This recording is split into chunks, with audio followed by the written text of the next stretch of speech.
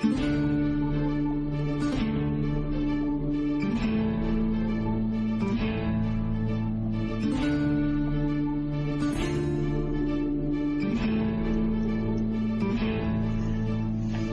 now, all you mangy dogs. Swab the decks and hoist the sails. The guns on board be needing some proper manning. Pieces of 8 and a fine wench on your arm. If your work be not too shoddy.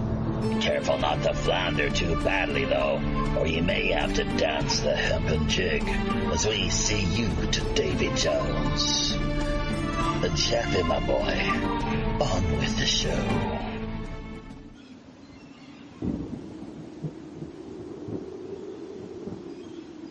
Welcome everybody, friends, folks, foes, and fellow pirate mateys to yet another weekly edition of Pirate Radio Podcast. It's episode number 368, featuring Anthony F. Sanchez. We will be getting to him and his rather extensive biography here in just a couple of moments. Before we do, however, let me remind you, WPRPN is the website you'll want to drop by, check out. Not necessarily right now because we're in the process of taking on board a new host provider, but WPRPN.com nonetheless.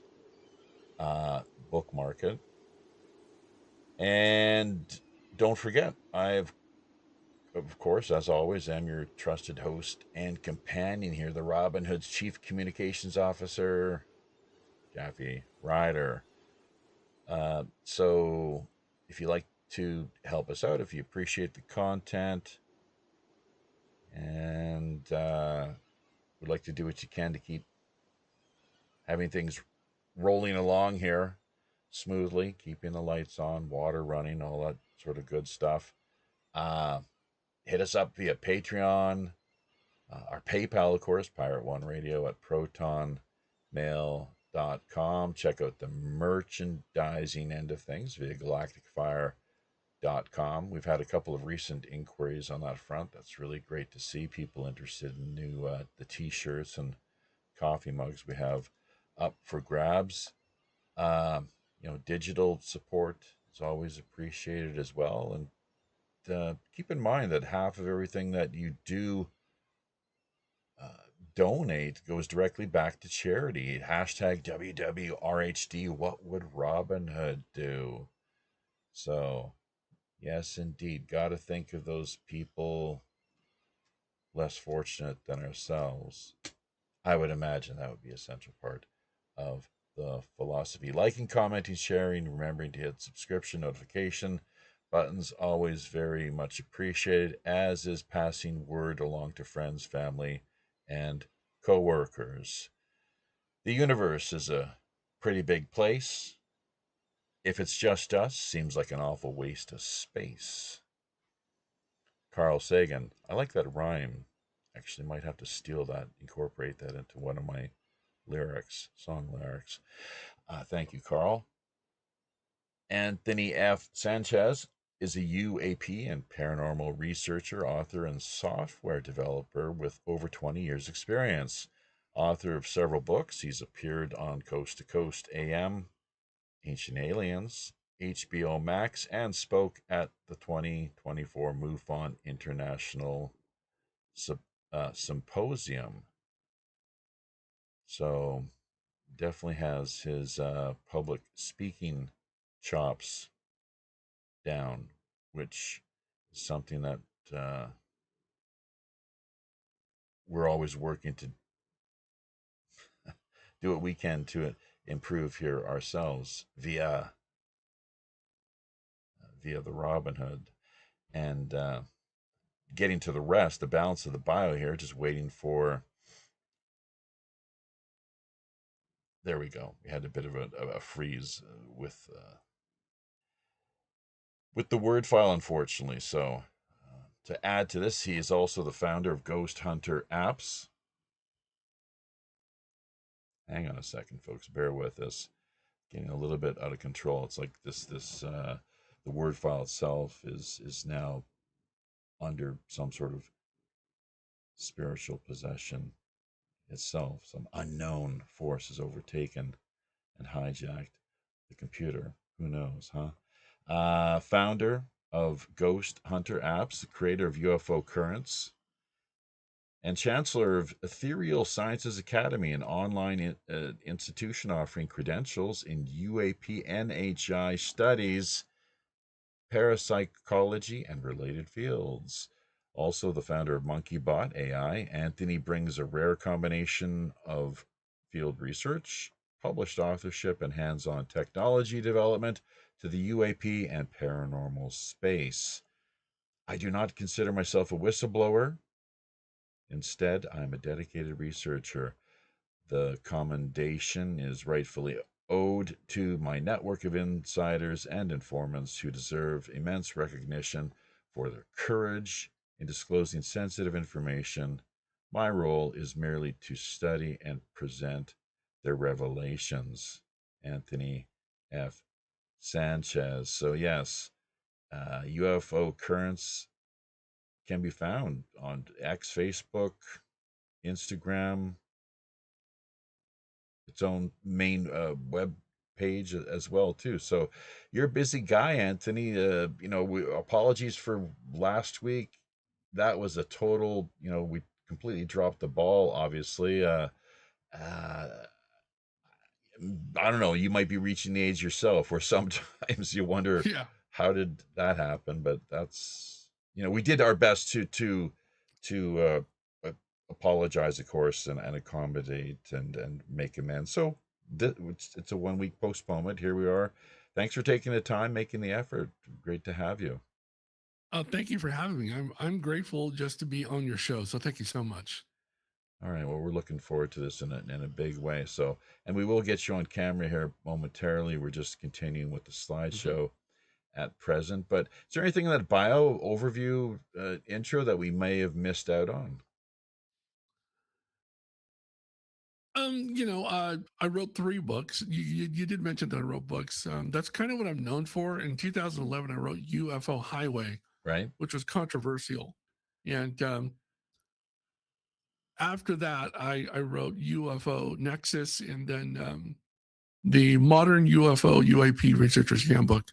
So I have 3 books out there, and I've actually written about 6 books total, but one of them is done. It's called The Crossing. But so I've written books. I'm pretty prolific when it comes to writing and articles. I read a lot of articles for UFO Currents and at ghosthunterapps.com.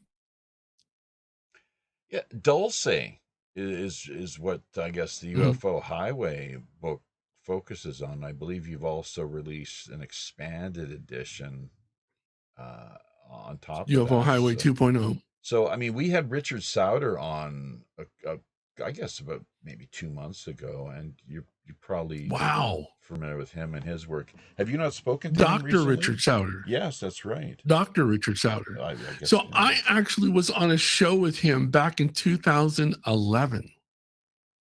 Oh. And that was the last time I had any communication with Dr. Richard Souter. That was back in 2011. And it was a good show. It was out of Arizona. There was a gentleman out of Arizona who had a fledgling radio show that he was putting together. And he just had me and Dr. Richard Souter on the show one night. And it was amazing, quite a bit of insight from Dr. Souter. Oh, he's brilliant, and he's maybe too much so, in fact, given how it is that there, I guess, has been at least one clear attempt on his life that he detailed and went into during his visit with us. We had that opportunity to connect. So I don't know if it still holds today, but I remember back in 2011, 2012, I think he was best friends with Richard Dolan. Oh, didn't know that. Yeah. Oh, okay. Well, I would imagine, they're colleagues, clearly, to some degree. And Richard Dolan, I mean, my God, talk about, not just prolific, but in the know, very very much in the know, on top of Mhm. things as far as the history of ufology. It's he's I mean, I would say that Richard Dolan is the de facto historian with regards to um, all ufological events. is he Canadian? I don't think so. Yeah. I think he's from the East Coast because Oh, okay. I somewhat know his wife, Karen Dolan, ex-wife, Karen Dolan. Right. I think they're from the East Coast. I want to say New York. Okay. Well, he's Tracy is his wife now. He often has her Hmm. on camera with him. So, um, beautiful lady, no doubt about that. Hmm. I believe he's actually spoken to, well, among other people, Brian Rue, who's he's colorful, Brian Rue, but he can be a controversial character in the eyes of some. I'm not sure if you I know. remember I met Grant Cameron, who wrote Presidential UFOs, Sure. and he's Canadian. Yeah.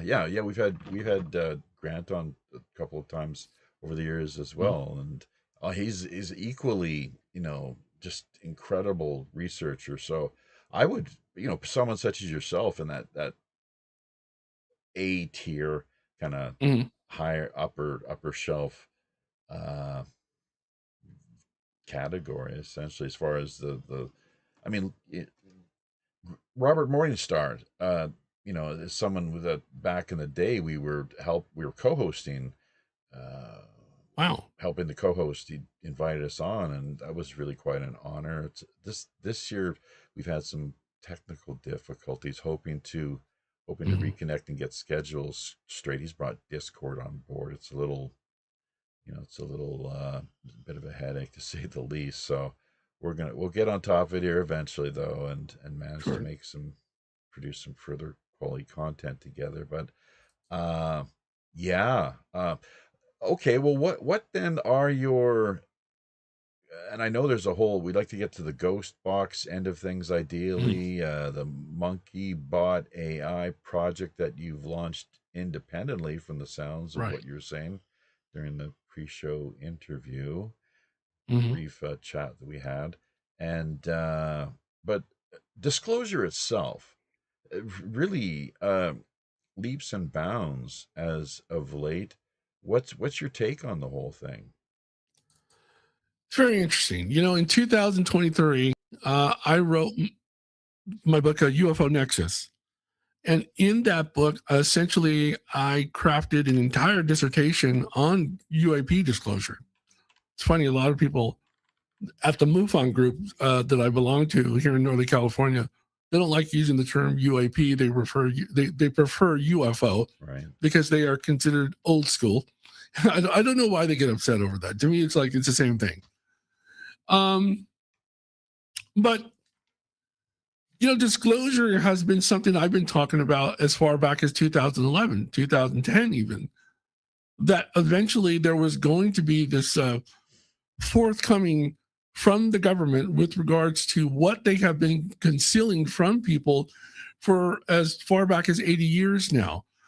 When David Grush spoke in front of Congress in 2023, he essentially spoke about Magenta, Italy, which was in 1933, of a downed UFO craft that had been recovered by the Italians, Mussolini's people. And so Mussolini's military or government had recovered this craft. And then they immediately contacted the Germans, and the Germans said, no, that's not us. And they said, I think it was after the war, according to David Grush, that the Americans uh, had taken control of whatever it was that had crashed on Magenta, Italy. So I wrote about that and looked into the individuals who were involved in uh, that particular case, which was interesting to me because it predated Roswell, which happened in 1947.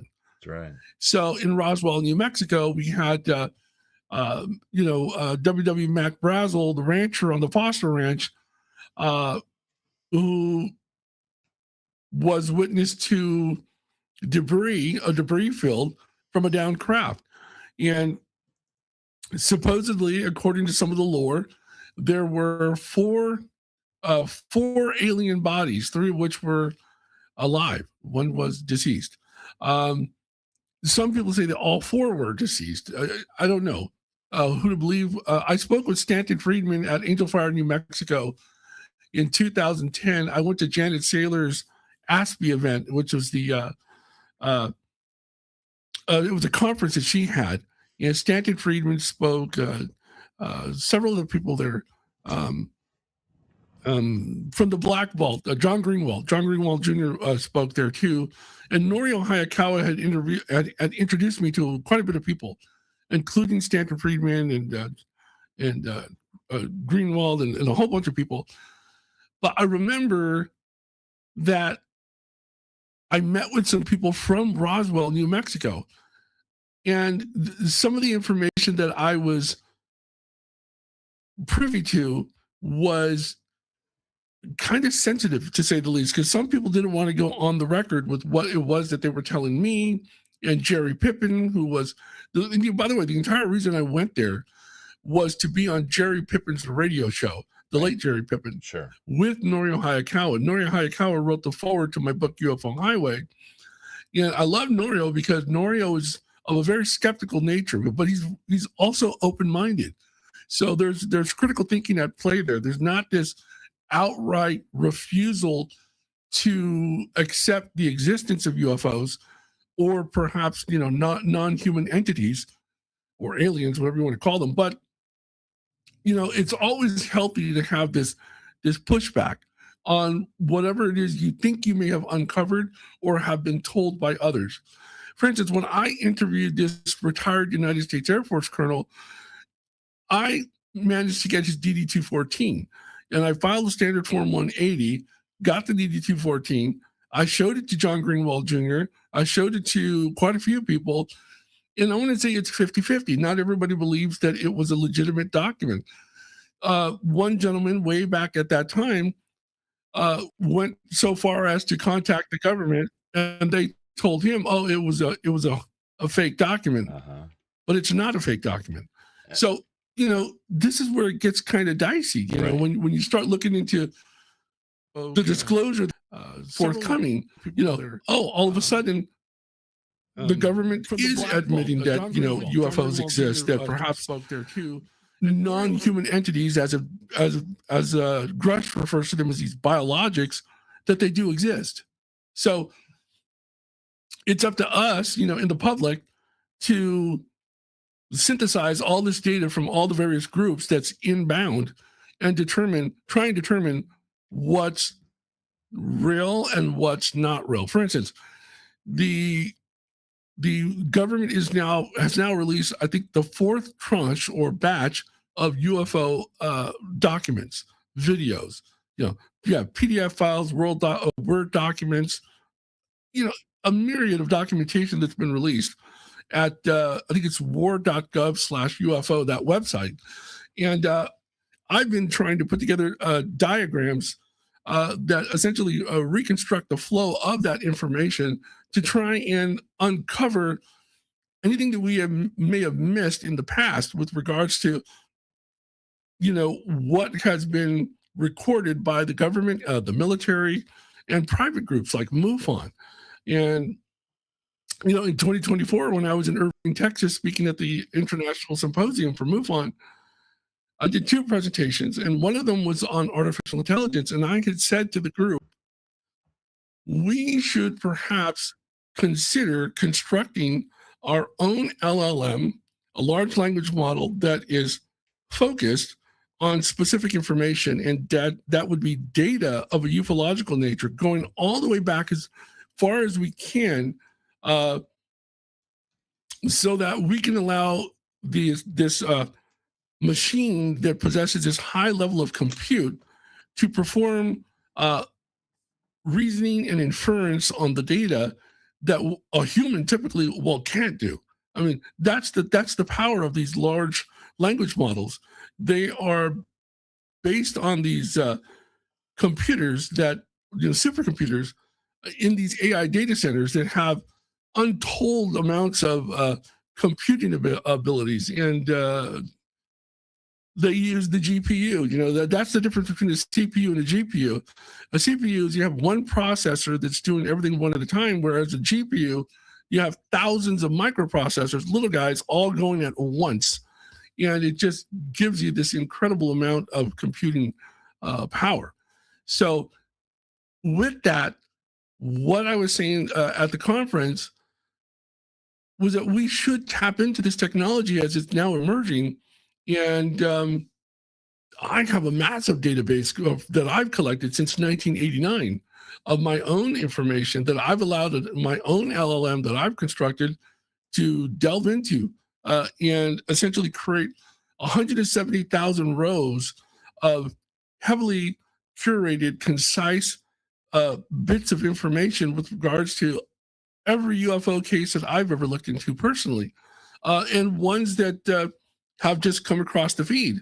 You know, whether or not they are truthful, because we don't know. You know, again, people don't believe the information that I received in 2011 with regards to Dulce.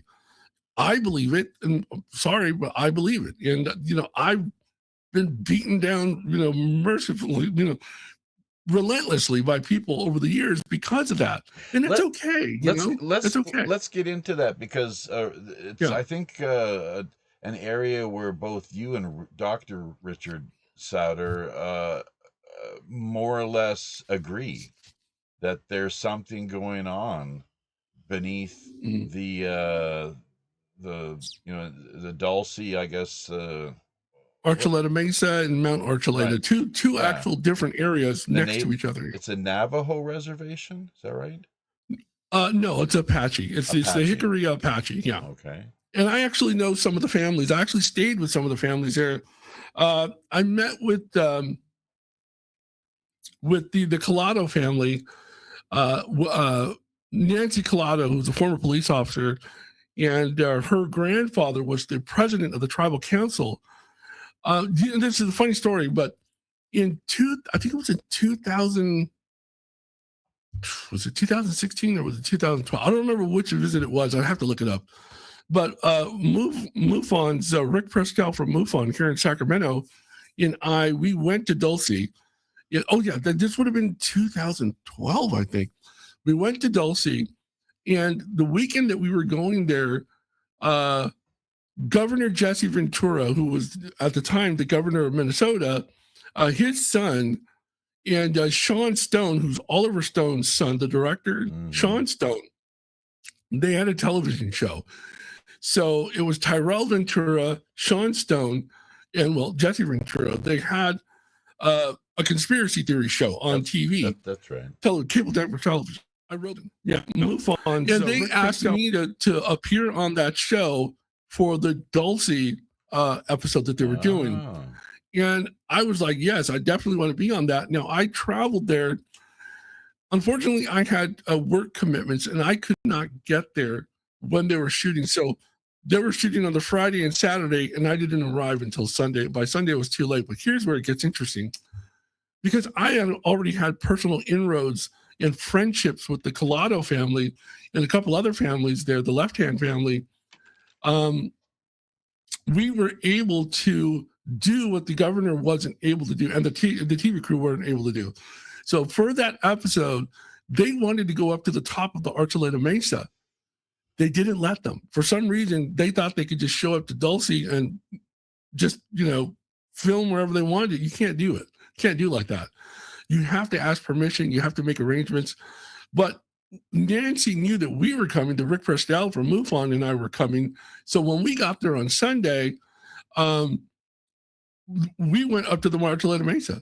And that's where we made a discovery. We found some jet engine shipping containers in the middle of nowhere. And then beneath those shipping containers, there was air shooting out of the ground. We were like, what is going on here? It's very strange. It's not a normal place. And remember when we discovered that, our guide, Waylon Collado, another former police officer, he literally said to us, he goes, you know what? He goes, I don't want to be on your cameras. I don't want my truck and my dog on your camera. I don't want to be seen. He goes, as a matter of fact, we need to go. he did not like that we had uncovered these shipping containers, these jet engine shipping containers. I took photographs of them, and Rick did too. We got the serial plating, all the information, and it turns out they were for I forget which jets. It's been so many years, but F5 jet engines. I think that's what they were. You know, it's older technology, but they were big, they were huge, and there was air shooting from beneath them, like they were covering something, and they were in the middle of a field at the top of the Archuleta Mesa, and it was just a strange place. By the way, the very next night, and he warned us. He said, "Don't touch anything." And of course, we touched everything. I was trying to shake these things, and it was that later that night, something happened to me. It's like I literally felt like my brain was liquid and on fire, and I was dizzy. I couldn't stand up. We drove 30 miles away for a steak dinner at this place called Chama, which is it's a township. It's where they had like a steakhouse. And when we got out to the steakhouse, I couldn't sit in the chair, at the dinner table. I was like, I could barely keep my eyes open. And Rick knew something was wrong, and then Nancy knew something was wrong.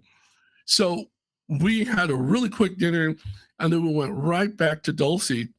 And I got a room at the Wild Horse Casino, the hotel. And I was in I kept filling up the bathtub with ice, and I was in an ice bath the entire night. And when I woke up the next morning, it was just the oddest thing. I was still afflicted by whatever happened. And then we left to Taos, New Mexico for a conference. And when we got to Taos, I went completely paralyzed on the entire left side of my face, neck, and shoulder. It was just dead. I couldn't move it. I couldn't feel it. Something was wrong. And then they had said to me, "We told you not to touch anything." I was like, why? What is this? It's like, what are they trying to protect? Well, we kind of know what they're trying to protect.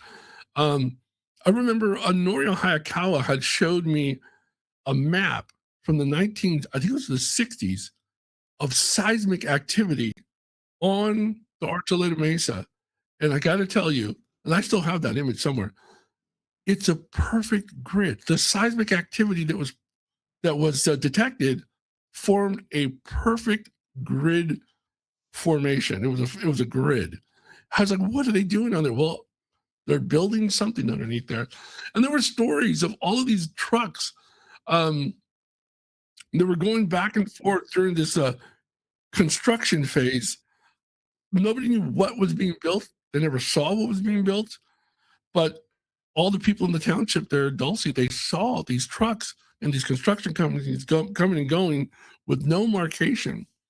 And I remember Waylon Collado said that he had taken some players from the Phoenix Suns basketball team from the NBA who paid a lot of money to go elk hunting there. It was beautiful, by the way. It's a beautiful forested area.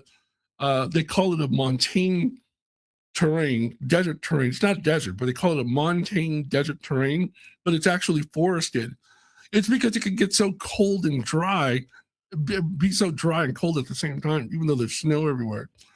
He took some players up there for a hunting trip, and they were encountered by a group of soldiers in black fatigues with no markings. They were Americans, black fatigues, and they told them, "You're trespassing on in a classified area." And I remember Waylon, who was a police officer at the time, told them, "I'm a police officer with Dulce Hickory Apache tribe."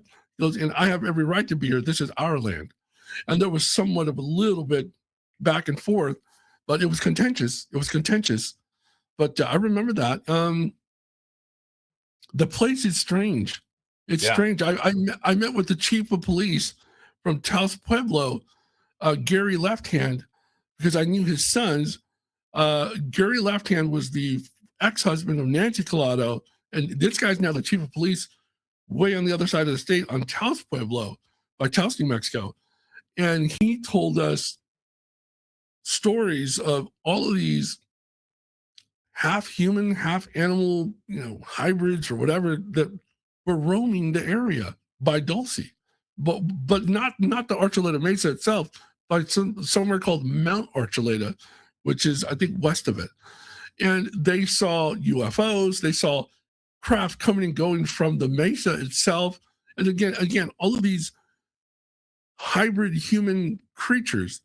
I mean, some of them he described as they had like bat wings. The others that were like, they had like the face of a gray, but the body of a human.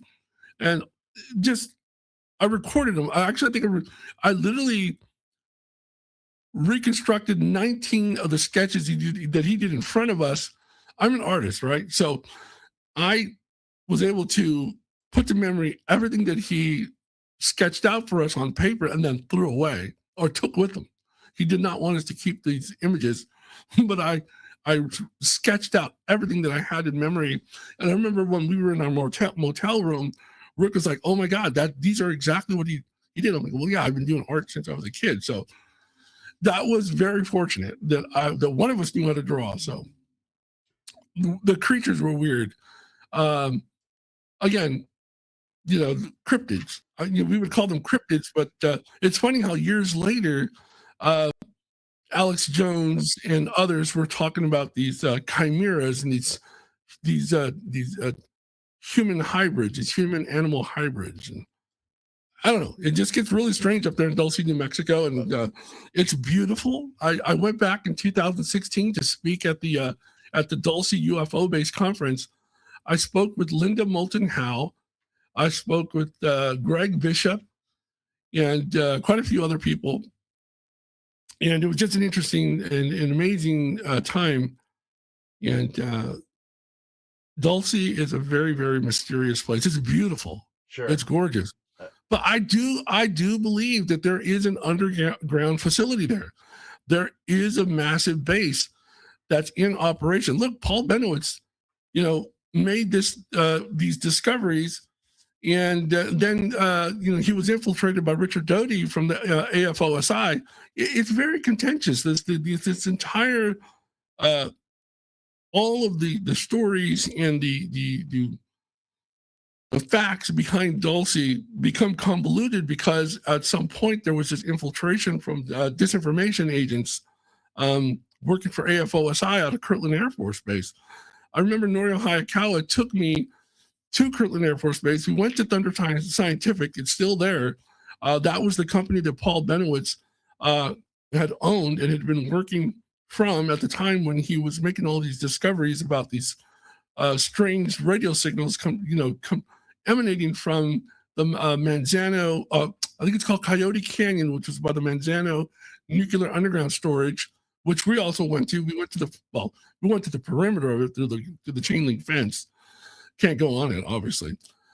Very interesting place. Underground, within the mountain and underground, it's a nuclear storage facility.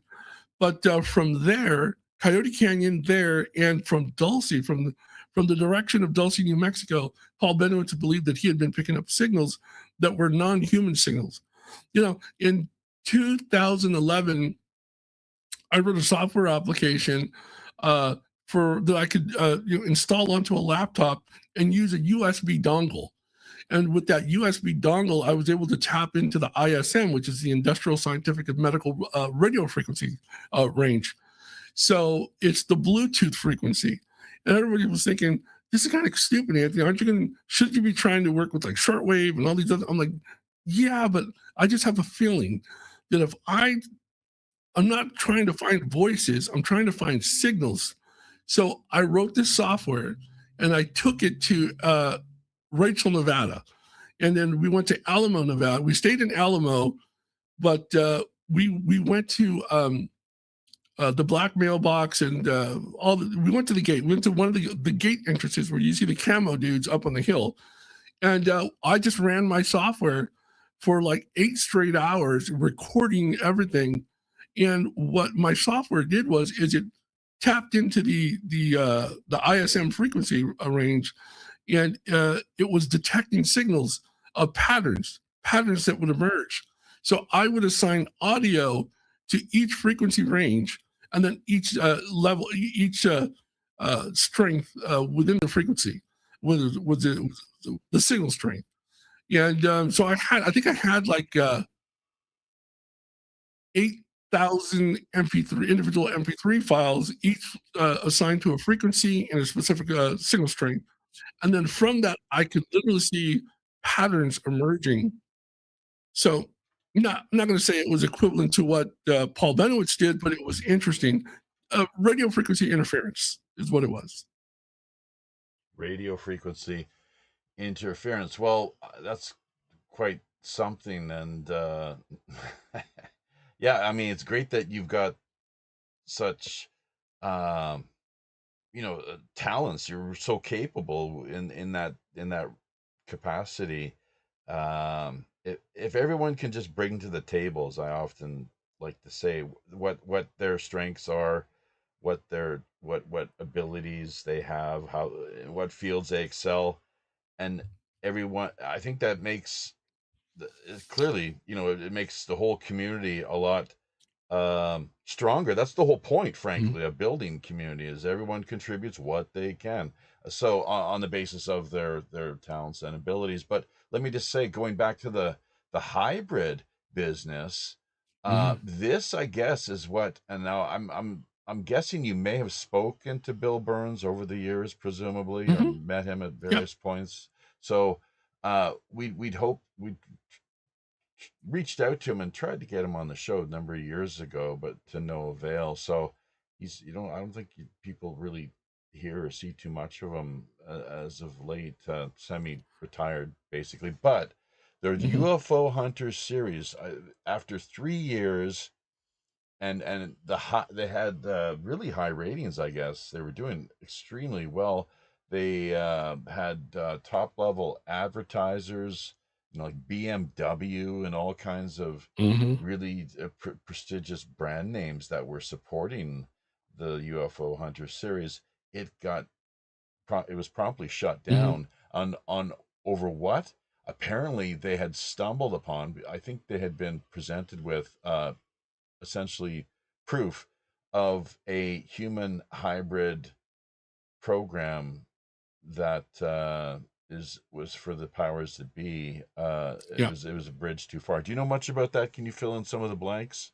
Yeah, so I spoke with, so Bill and his wife Nancy used to be on my show on Separate Radio Network back in 2014. Right. And it's funny because it was literally that episode on Dulcie that got the show canceled. At least that's what Bill believes. Right. And I kind of tend to agree, because it's something that the government didn't want known, right? So Gabe Valdez, right? I met with Gabe Valdez, I think it was in 2010. And I also met with a couple other people in Dulcie.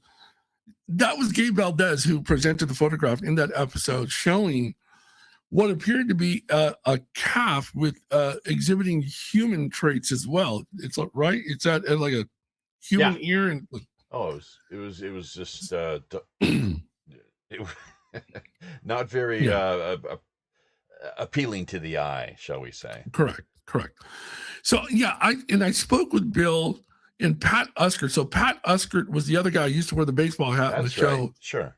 Yep. And so I spoke with Bill and Pat at the MUFON conference in Philadelphia, Pennsylvania. I think that was in 2013 or 2014. And Travis Walton was there as well. And again, by the way, people don't realize this, but Travis Walton, Snowflake, Arizona, the whole, fire in the sky thing. I spoke with Travis. We were in New Mexico, and I spoke with Travis, and I told him, I said, I saw the movie, but I know that was, Hollywood, going crazy with the actual story.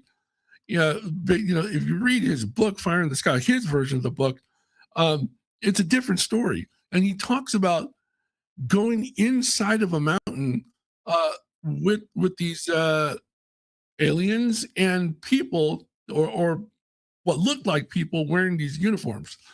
And I said to him, I go, have you ever considered that you were inside the UFO hangar at Dulcie? either in the Mesa or at Mount Archuleta. And he looked at me and he was like, I said, exactly. I said, you were just a skip, hop, and a jump away. I said, UFO travel, depending on the velocity and the speed and trajectory of the travel, it's nothing. From Snowflake, Arizona to Dulce, New Mexico, that's nothing. And he seriously thought about that. And he told me a couple things in private too, which kind of lined up with Dulce, New Mexico.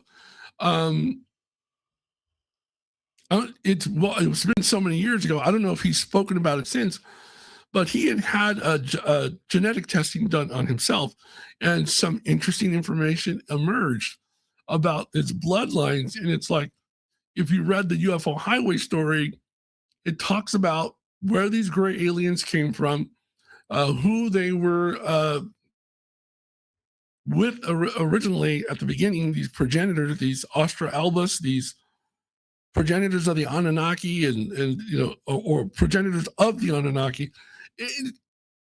It's just a very complex story, and some of it lined up with some of the things that he told me.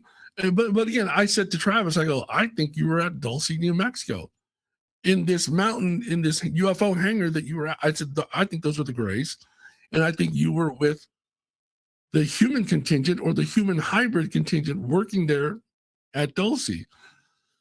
So as far as hybrids are concerned, yeah, Gary Left Hand, I don't know if he's still the police, chief of police at Taos, New Mexico, but he literally described hybrids, human hybrids. By the way, when I woke up that following morning at the Wild Horse Casino, the hotel, I went downstairs into the diner for an early morning breakfast, and there was this tall woman in there.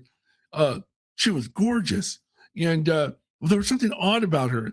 She had like this olive-colored skin, this slightly elongated facial structure, but with these large oval eyes. Beautiful woman, but something different about her. And here's where it gets strange. She kept asking me all these questions about what I was doing there and blah, blah, blah, blah. And can I take your order?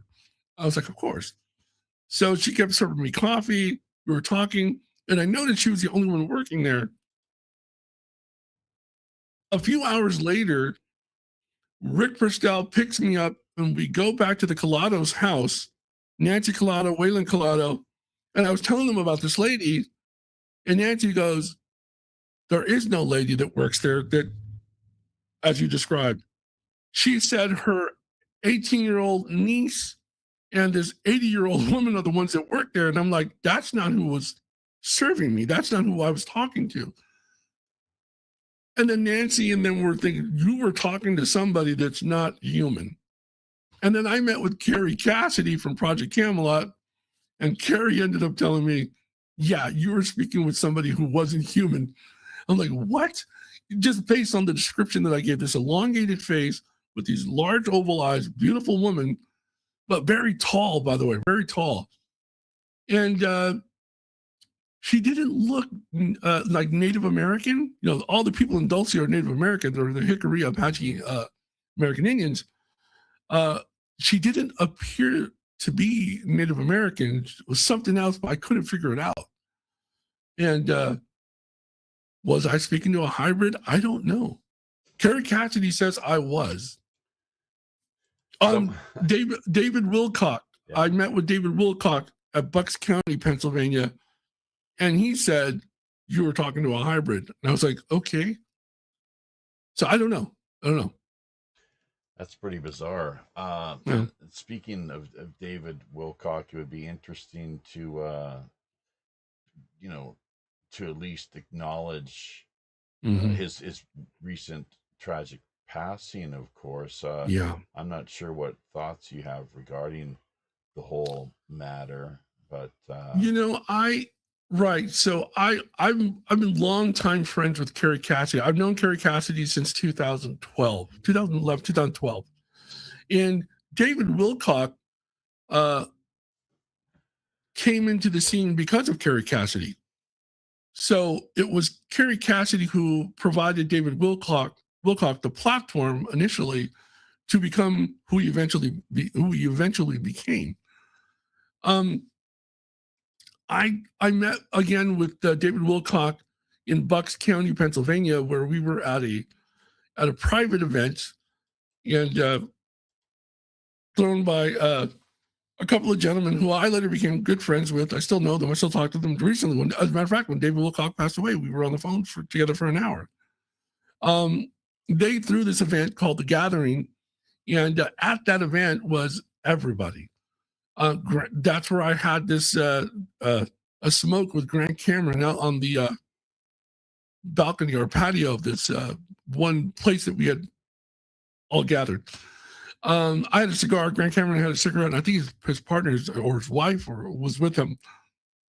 So Grant Cameron, Colonel John B. Alexander, Miriam Delicado, Linda Moulton Howe, David Wilcock, Connie Willis from Coast to Coast AM, Stanton Friedman. By the way, so Stanton Friedman, at that event, we were all having pizza at this fancy Italian restaurant.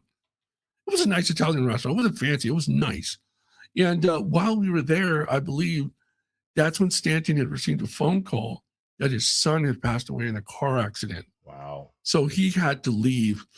Stanton was going to be a speaker at SAC UFO Con, the UFO Paranormal Summit, a conference that I had in 2012 in Sacramento, but he canceled at the last minute because he was aligned with a couple of people that didn't believe anything about the book UFO Highway, and they said that I was conducting this fraudulent case and whatever. Again, like I said, I have come up against people who are just absolutely convinced that I'm either lying or I was fooled by somebody.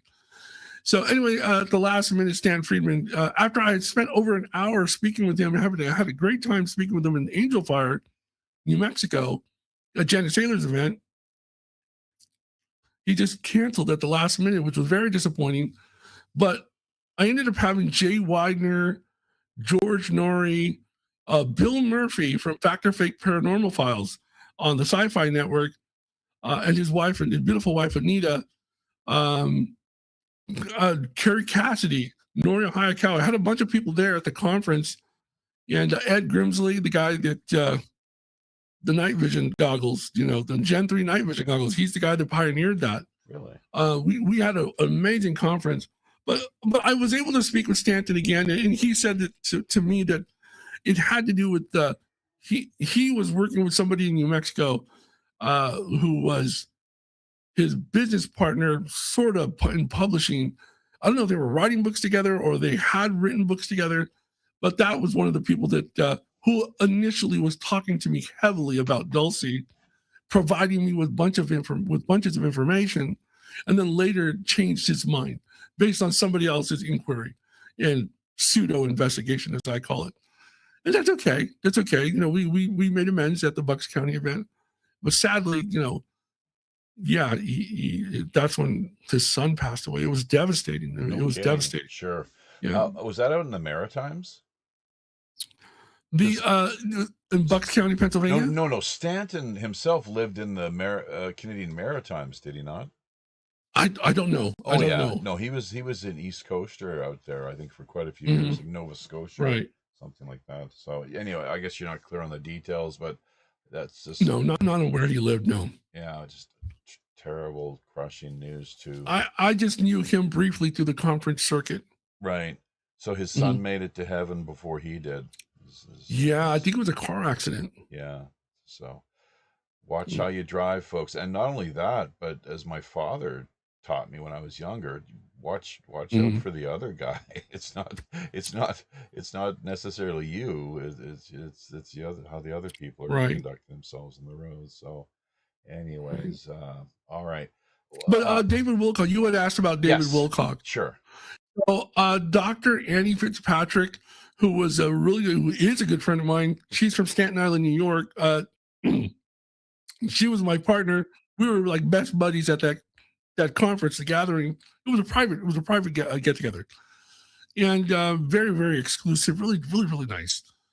And she had latched on to David Wilcock, and I mean, David Wilcock literally was the star at that event. He was like, you know, it was like having Elvis Presley in the room, right? So, and he spoke for us. You know, by the way, everybody there was a researcher. Everybody was there was like a a UFO researcher or somebody working within the periphery of ufology, whether they were a journalist or an investigator, or I mean, I was impressed with the people that were there. There was a lot of people there. Lloyd Pye, you remember Lloyd Pye? Sure do. Yeah, I spoke with Lloyd Pye, hung out with Lloyd Pye a little bit there, and who else was there?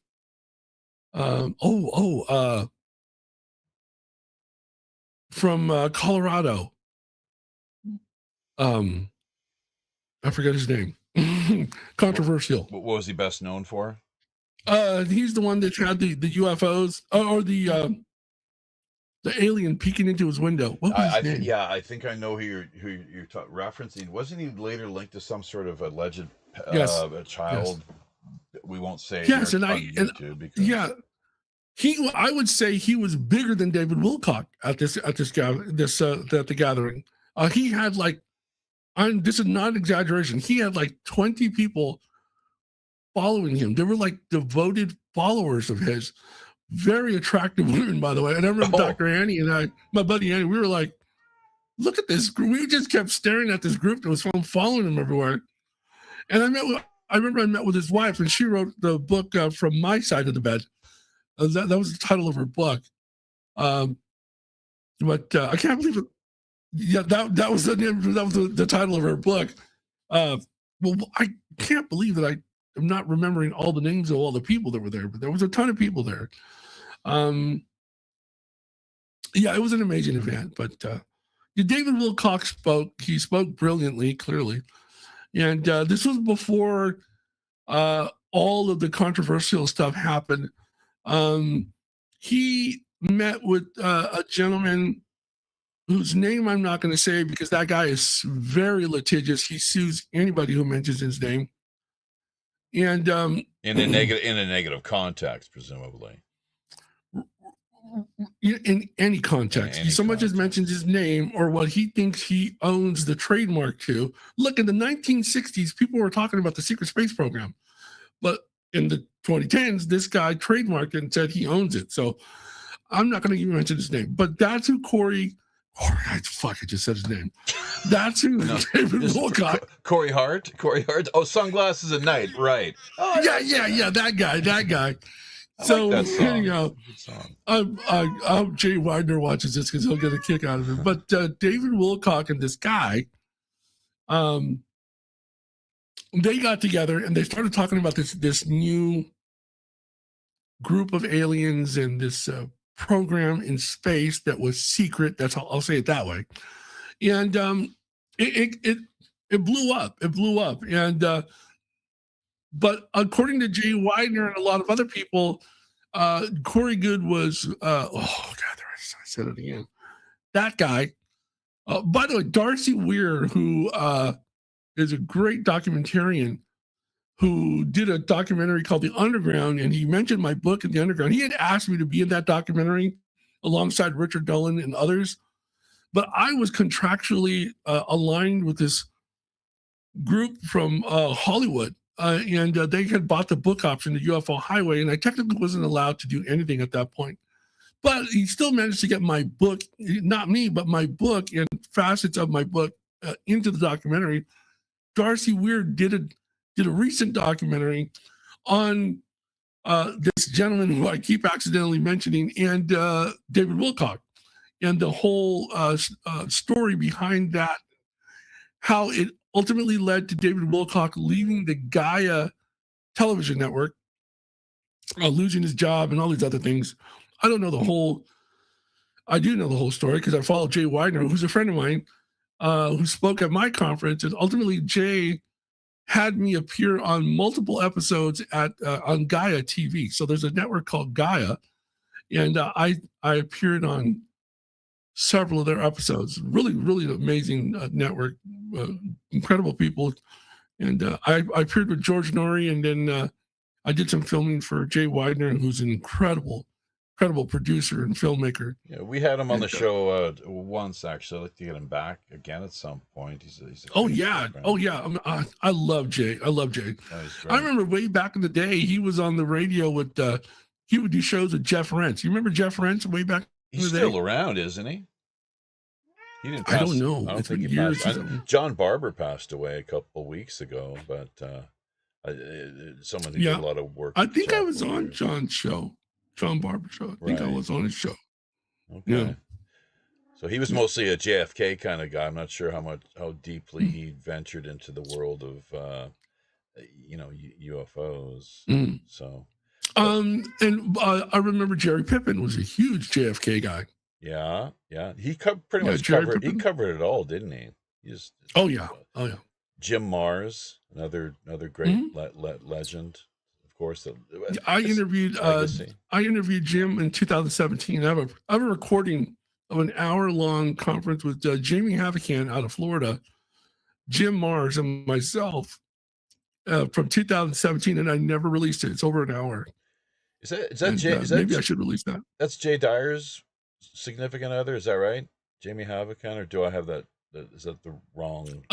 I haven't spoken to Jamie in years, but he used to be like a radio guy, shoutcast radio guy. No, it's a different Jamie I'm thinking of then. Just let's forget I even said that. So, or yeah, but just wondering getting our facts straight here. So, but you had some over the years. You've had some pretty. This goes back to your childhood, I guess, like supernatural type experiences. Can you talk a little bit about that? The first time, I would say more ufological. Yeah, so okay. in the book, in UFO Nexus, what was the first time I wrote about it? I spoke about it a little bit at the Wake and Aware conference in 2013 for Kerry Cassidy in Los Angeles, but I never really talked about it openly. So when I was 5 years old, I think closer to 6 years old, I saw, I actually know the exact evening that it happened. There was a lunar eclipse. Something odd was happening. I felt this vibration all throughout my body. I couldn't sleep. And I just was compelled to get out of my bed at midnight and leave my house as a little tiny kid and cross the street. And I laid down in the field. There was this massive field across from our house. And I was expecting something. I don't know why, but I was expecting something. And then lo and behold, a massive cube appeared in the sky and had this lighting on it. And it was like silent, but it was massive. And then I woke up in the field. So when I woke up in the field and I looked across the street, I saw my mom and dad. There was a police officer from San Jose Police Department, and there was our buddy John, who was a newspaper delivery guy from San Jose Mercury News. They were all out there, and my dad had actually come back from work because my mom called and said, Anthony's missing, and I was missing. So that led to me being put into therapy, because nobody believed me when I said I saw a cube in the sky, a big black cube with like this purple lighting. It was like these streaks of purple, fluorescent purple lighting, or maybe lavender. And that was just, that was the genesis of my journey into what happened over the years. A couple of years later, I was at a family event, and we were staying over. All the kids were in sleeping bags. We were having the parents were playing pool and doing the poker and all these things. And I remember it was about 2-3 o'clock in the morning. Everybody was asleep, and I got that strange feeling again. And I woke up, and I look over, and there's my cousin. She was a couple years older than me, a few years older than me. She was on the couch on her knees, staring out, peeking out into the street through the window. And then she saw me get up, and she said, she put her finger in front of her mouth, and she did the shush symbol. And I was like, oh. So I walked up, and oh my God, I looked out the window, and there were two grays in like this fitted bodysuit. It looked like it was liquid, like silvery, like a liquid metal, and they were holding these big panes of glass that were lit like tablets, but they were glass, and they were doing stuff. And I was like, what? And they actually had like these helmets on, like they were transparent helmets. Just strange. And they were diminutive. They were not big. They could not have been more than 4 feet tall. And there were just 2 of them. And off to the right, there was a field, a high school. And you could see there was a craft on the field. And I was like, are these the people from the cube? This was a saucer, though. This was not a cube. And then the 2 creatures turned around and they saw us. It's like they instantly knew that we were looking at them. So we both ducked down. And then when we got up, we could see that they had went back to that craft, and that within a blink of an eye, that craft was gone. So I don't know what they were doing there. That kept me in therapy. Years later, I was at Point Reyes, which is on the coast, north of San Francisco. And I was camping, and I saw a orb come out of the ocean late at night. Again, I had that strange feeling, and that I was compelled to leave the campsite and go to the beach. And I sat there on the beach with someone, and I don't want to say that person's name, but they were there with me. They were a relative. That's all I'll say. And I swear there was this massive light emanating from the ocean. And here's what's strange. When it should have been high tide, the ocean was perfectly still. There were no waves. How is that possible? And then the next thing I know, this light starts to spread throughout the water, and then a massive orb comes out, like a sphere, huge, but not like the Booga sphere like they're seeing today, which is like the size of a basketball. I'm talking the size of a football field. This thing was massive. And then it rose up, and then it hovered over the water, went into the distance, and then it shot off at a high rate of speed. So yes, I've had these incidents. From the ages of 7, I want to say from 7 to 14, I was in therapy. And they weren't telling me I didn't see what I saw, but they kind of tried to get me to not talk about what I saw. How about that? And, yeah. This is all the Southern California region, is that right? No, Northern California. Oh, Northern California. So, at that time. Yeah, we were coming back from a San Francisco Giants game. It was a doubleheader. I think it was against the Dodgers.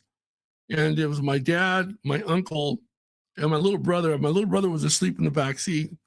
And we were on the highway, the freeway, and we were passing Moffett Field. And at Moffett Field, there's these massive hangars. And we noticed that there was a bunch of cars slowing down in front of us. And then they came to a complete stop right when we got by Hangar 1. And everybody was like looking at Hangar 1. And so we did. And there was a massive UFO hovering in front of the Hangar 1 doors. It was wider than the hangar. And you could see the silhouettes of all the people beneath it, like frantically driving and running, and it was insane. Yeah, and it was a massive disc. It was really, really, it wasn't like a classic disc. It was like, I want to say, of a futuristic design. It was something that I had never envisioned in my life. Mm-hmm. It was like the bottom was spinning, like this like liquid was spinning, but it was lighted into the top with metallic. Again, same color lighting as that cube that I had seen, which years later made me wonder if the cube was also from Moffett Field or had been to Moffett Field, because the lighting was the same. I remember I said to my dad, because, oh, by the way, people were taking photographs from the other cars, whether they were coming from the baseball game like we were, I don't know. It had to have been about 1 o'clock in the morning, and they were taking photographs. So I said to my dad, I said, do you think this is going to be in the San Jose Mercury News? And he goes, no, that's not going to be in the Mercury News. And I remember I spoke to Carrie Cassidy about it, and I did not know this, but she was born there at Moffett Field. Yeah. Great, high quality gatekeepers in the San Jose Mercury News. In fact, isn't that the same San Jose Mercury News where Gary Webb issued? I think he put together the series of articles detailing what was at that time allegedly the CIA's role in the crack cocaine epidemic Yes. of the 1980s. I believe that was the same San Jose Mercury News. So, I mean, it was. Well, They made a anyway, movie about that. Yeah. yeah, well, that's right. Yeah, just a couple of years ago. What do you remember the name offhand? I don't remember the name. Yeah. Okay. But I know they were filming here in Sacramento. Mm-hmm. How about that? So, that's pretty cool, and someone whose legacy and work definitely deserves to be remembered. That is just wild. Hangar One, in fact, isn't that that was a series of, I believe, a sort of disclosure, sort of expose series that ran for a couple of years, did it not? I think so. I'm vaguely familiar. Hangar One, yeah, folks can look that one up. So speaking of folks looking things up, we got a few people out here, along with the lurkers, as always, of course, too, via YouTube, Facebook, and beyond. But OG Shakespeare being one of them, leaving some colorful, cheeky remarks behind, which is fine. I'm just not sure how many of them we should entertain bring to air here. They'll be left up for posterity's sake, so people can check those out at their own leisure.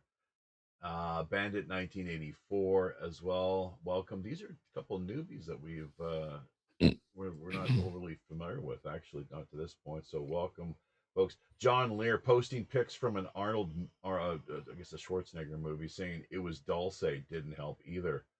Do you know about that? That's the first I've heard of it. Right. So John Lear actually went to Dulce. We were just talking about Moffett Field, right?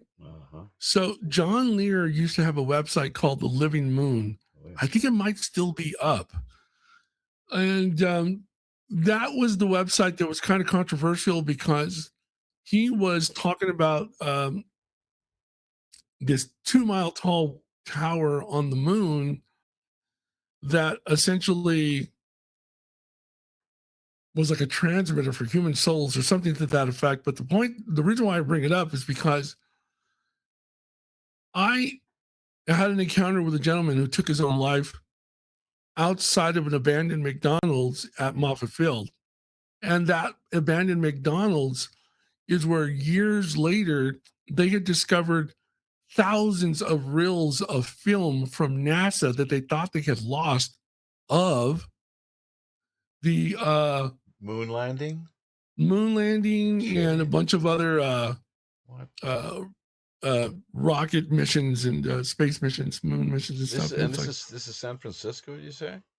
No, Moffett Field, which is closer to, was it Mountain View? Are we still up in Northern California? Yeah, Northern California. Yes. Okay. Yeah. How south? It's south. It's in between San Jose and San Francisco. How the heck do you find thousands of reels of supposedly lost moon? Is this the telemetry tapes that we hear so much about? Then, or would they be part of this stash? I guess I don't know, but the it was a treasure trove of film that was long thought to have been thrown away, and it was in this abandoned McDonald's. Was it then later archived and appropriately? Yes, I believe so. Who took possession of? I don't know, but I would assume it was either the military or NASA or both. Jeez, that is wild. That is just that is very, completely out of this world. So, and and how does the man's suicide then tie into all of this? Right. So in 2009, I was in Bolinas, California, on the coast, and I had been kind of forced to go there. So I had my own software company at the time, and my top client was a doctor, and he had 30 offices up and down the state of California, 30 locations. And my company was doing cable management and software development at the same time. We were building an older technology called point-to-point tunnel protocols. Point-to-point tunneling protocol were VPNs. We were connecting all the offices together using WatchGuard technology, old Cisco routers. Well, then they were all state-of-the-art stuff. And we built a data center for this guy. And we were making a lot of money off of this one client. And I had somebody in the company with me at the time who was kind of deteriorating that relationship, and I could not allow that because there was too much money coming from that client, and I need to make a living. I had to pay the mortgage just like anybody else. And I had cultivated that relationship after I left Intel Corporation, forming my own company. I was grateful to have landed such a major client. And this guy said I was under a lot of stress. This is a true story. He said, Anthony, you're under a lot of stress. He goes, and I'm going to send you to this 4-day event on the coast, Bolinas, California. And there's this mansion, and it's like, what's that? It's more like a Victorian, more like a Victorian, right on the coast, on a cliff next to the ocean. Beautiful. Bolinas, California. And not that far from, I want to say San Quentin prison. This is amazing. But anyway. Sounds about right. Yeah. So I stayed in this house adjacent to the Victorian because it was already filled up. Mm-hmm. And I remember there was a beautiful couple there. The gentleman's name was Daniel McGay, and he had been a professional fencing athlete, a fencer. He won a gold medal, I think, for Australia, but he was originally from Romania.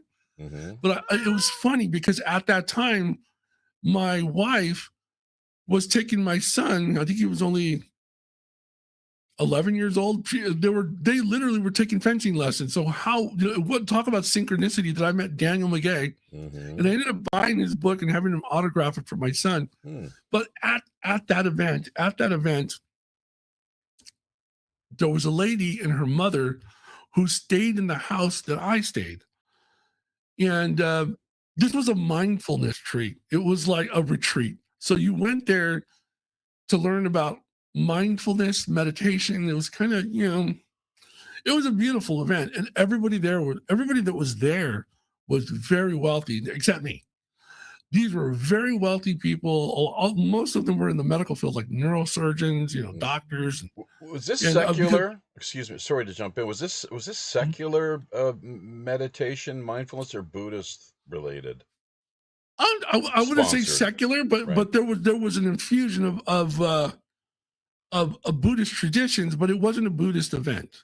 And I actually still have the DVD of the two gentlemen that put this event on. They might still do it to this day. But again, this was 2009. And the lady and her mother, who were in the same house that I was in, one night she comes up to me and she goes, "You're Anthony." I'm like, "Yes." And this was a Jewish lady. She was a Jewish American. I know her and her mother were Jewish, and very beautiful people, very kind. And but there was something frantic about her. And she said to me, she goes,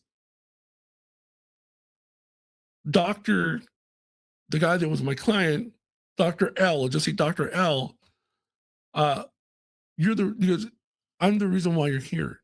Mm-hmm. So Dr. L had a long history in the Air Force, where he was a psychiatrist in the Air Force. And that's a whole nother story. But Dr. L was the one that forced me to go to this event. He literally forced me to go, or the contract was over. and I could not afford to lose that contract. Mm-hmm. And it was fine. I was like, okay, I get like this little mini vacation in Bolinas, California. I always wanted to go there. It's beautiful. Mm-hmm. And anyway, this woman said, "You're I'm the reason why you are here." And she goes, "My husband has been missing for a week." I'm like, what? She goes, "He made the mistake of saying at a party that we were at that they successfully had launched the nanosatellites." And I was just like, what? This is 2009. Mm-hmm. And she's telling me about nanosatellites. She goes on to tell me about her husband was working on this project, crafting this constellation or swarms of CubeSat satellites. So CubeSat, imagine like a Rubik's Cube. Mm-hmm. Each of these satellites was the size of a Rubik's Cube, and each one of them was infused with super amounts of high power technology, very futuristic stuff. Some of these CubeSats, she said, were self-replicating, and they could repair other CubeSat satellites, robotics and whatnot, very futuristic stuff. She said that he made the mistake of saying publicly that they had a successful launch of these nanosatellites, and then he'd been missing for like a week. So this had just happened. But who is he working for? Private contractor or like some? No, like I want to say I could. Raytheon. I mean, all the usual Lockheed. suspects. Yeah, exactly. I think it was Lockheed. Okay, I think it was Lockheed. There you go. Yeah, as a matter of fact, I don't think I know. As a matter of fact, I wrote about it in my book. I'm pretty sure I did. Okay. Anyway, she gave me her card, and she says,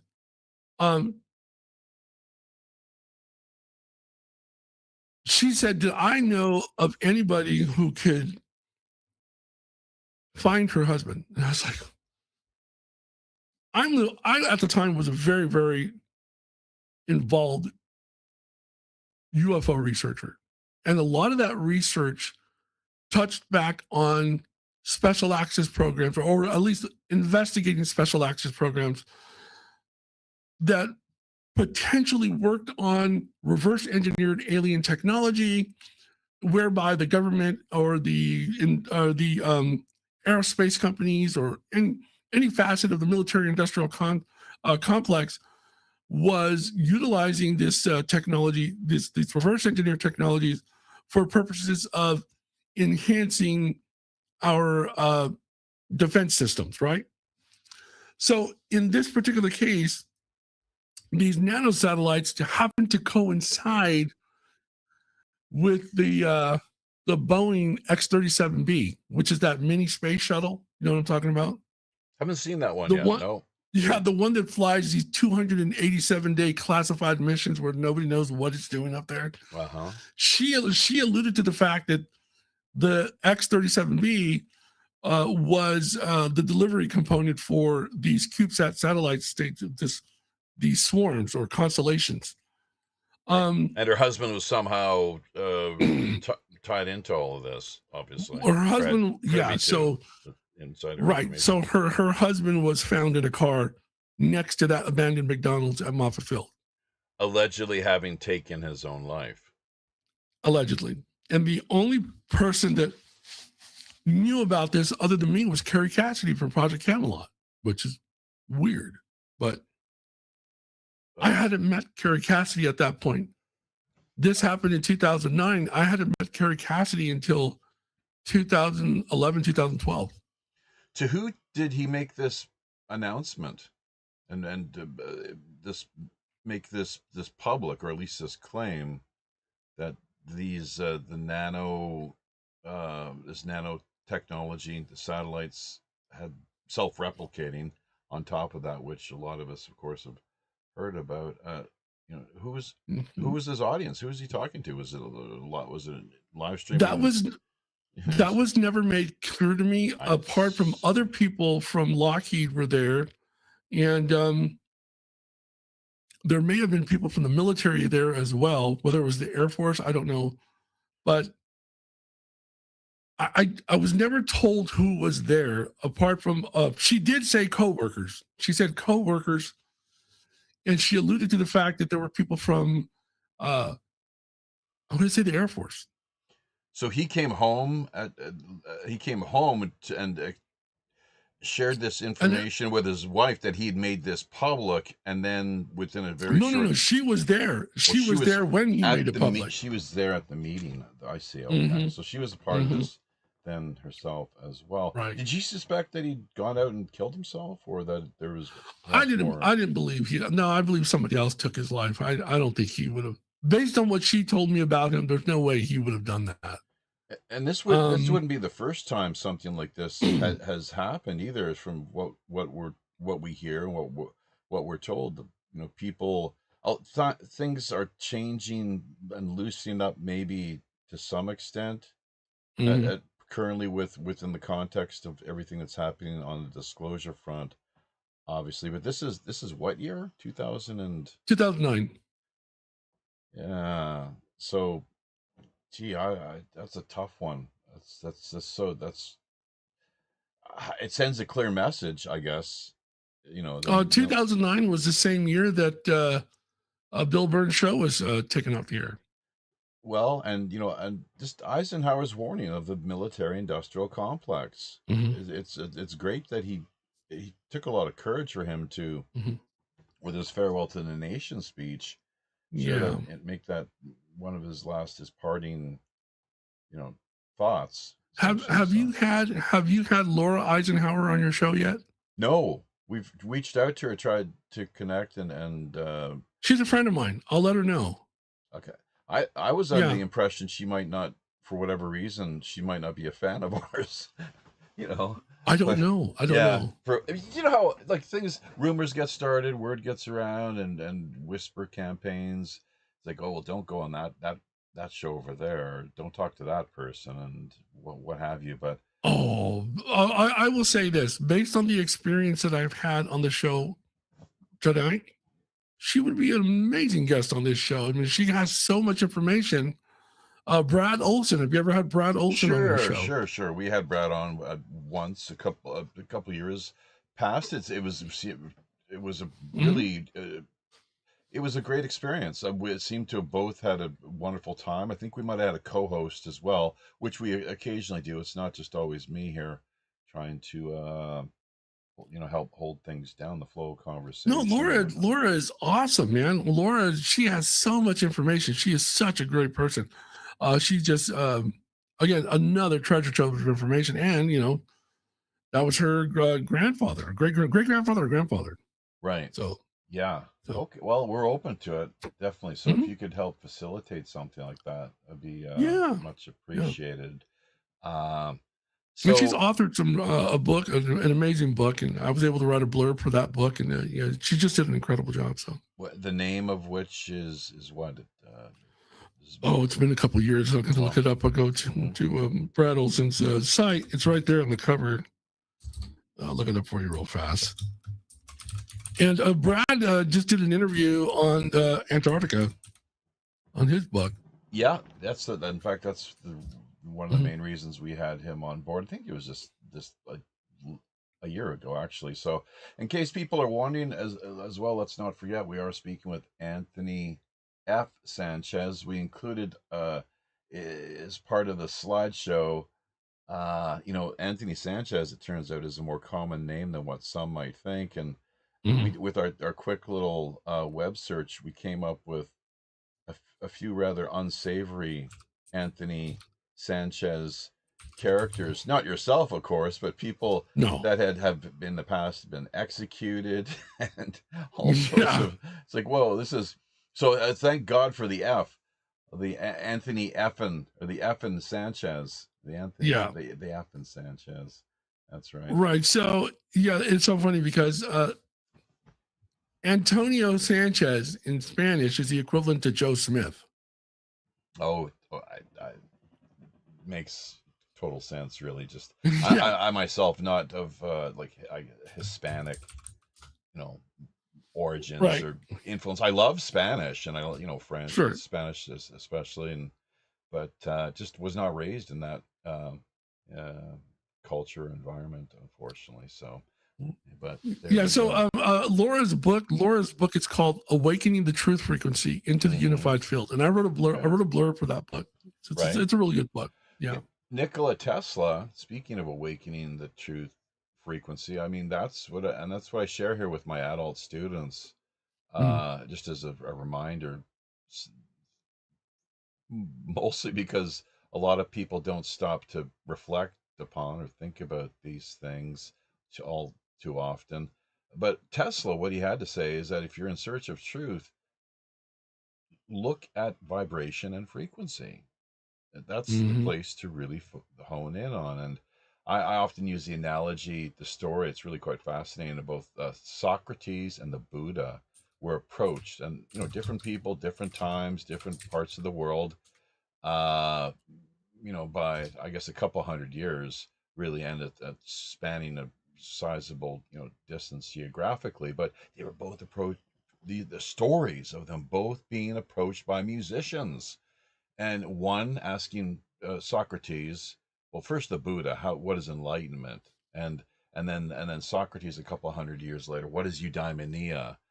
This essentially the good demon within, happiness. Mm-hmm. And so in the Buddhist tradition, I guess the closest you have to that is enlightenment, of course. And they both had the same response. They said, "Look, you guys you're musicians. You should know these things. What happens if your string is too flat? The sound it makes is not pleasurable to the ear. You have to fix that, have to make it so it resonates a little more like in the zone, as it were. What happens if it's too tight? Well, it snaps and it breaks. You can't have that either. It can only withstand so much tension. I was recently talking with my son, Mm-hmm.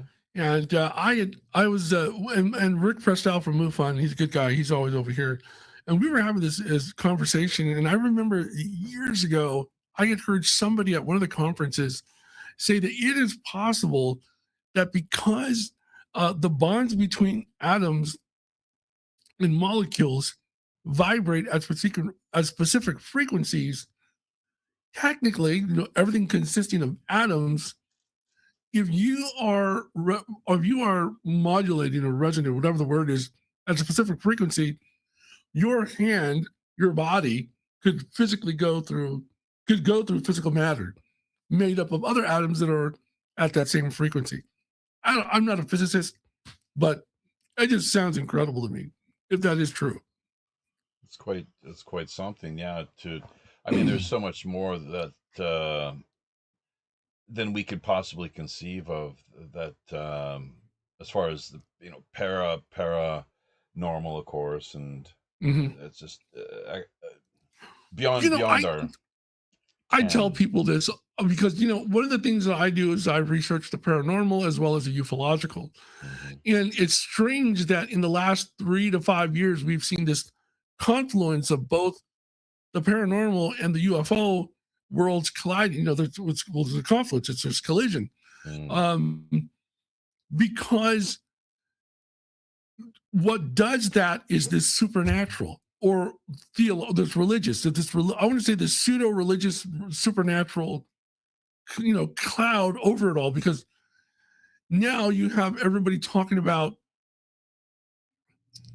these non-human entities perhaps being angelic or demonic, with this tie-in to religion, because what do we know about religion other than that it is comprised of many, many stories that predate the biblical times, going all the way back to ancient Sumer. So the Sumerians, the Akkadians, the cradle of civilization between the Tigris and Euphrates River, which is modern day Iraq, 8,000 years before Christ and whatnot. And then, you have, remember Zachariah Sitchin talking about the Anunnaki with these list of kings that date back 250,000 to 500,000 years before. And now we have Randall Carlson telling us about these catastrophic events happening every 12,000, 13,000 years that reset humanity back to the Stone Age. and they have these discussions on the Younger Dryas impact in Greenland, and the fact that many of the megalithic structures in the world that we have no idea who built them or why they exist in the manner that they do are they go back 12,500 years ago. At the same time that many of the megafauna all went extinct, all these massive, saber-toothed tigers and these North American rhinoceroses and all these animals that just in a blink of an eye were gone all at the same time, but we don't know why. Woolly mammoths, So there's all these different areas from the paranormal, from history, from the ufological, all coming together again, and religious too. Things of a religious nature that Graham Hancock says that we are a species with amnesia, and he might be right. We're trying to remember things that predate our written knowledge, or our first societies where cuneiform or other forms of written language came to be. Yeah, it's pretty amazing stuff. The fact is, and by the way, I apologize if I'm starting. I keep getting this echo in my ear. Oh, that would be on your end, presumably because of your the browsers. Like, if you have YouTube up or something like that, you might want to just turn it down. Yeah, it shouldn't be. Okay. You're fine. You're fine here. You're coming through. Okay. It's all 5x5, but usually it's the guest that has issues with their monitor, browser monitor end of things, speakers and stuff. So hey, we got some good stuff happening on this, and Bill Murphy just sent us a friend request on Facebook. I'm not sure if that was at your Bill's amazing. Bill's like a genius. By the way, you ever heard of the Fresno Nightcrawler? Vaguely. That's not Bill, is it? That is Bill. So Bill did the no, Bill's not the Fresno Nightcrawler. He's the guy. Bill's the guy that did the actual investigation on whether or not this was true or not. He took a team to the home of this individual that filmed these two strange creatures that appeared on this old VHS security tape. And I got to tell you, to this day, that is one of the cases that has left me dumbfounded. I do not think that was faked. And still, I can't explain what it was. These defied what we understand as either cryptids or aliens in the way that they looked, the way that they moved, and the fact that Bill, being of a very scientific nature with his team, did everything that they could to try and recreate that event, and they came close. But even Bill walked away from it saying, there's something that remains strange about that event, and it's probably truly paranormal or extraterrestrial. I don't know. Look into the Fresno Nightcrawler. And by the way, there's this connection to the Native American people going back hundreds of years in that area, from Yosemite, that entire area, that region, talking about these creatures, that they have seen them. And then lo and behold, I think it was in the 90s or the 80s, this guy on VHS security gets it on film, gets it on tape, videotape. VHS too. That would be pretty tough to produce a fraudulent version of something, you would think. I guess. And that was one of the conclusions. How do you do that? This was just a regular blue collar working guy, not a Hollywood producer. How do you do that on a VHS? Night Watchman is what you're saying, basically. Incredible. Wow. So, Steve Horner, our spidey sense here is telling us possibly that may be a friend of yours as well. Possibly, maybe not. And Doug Dern. Facebook?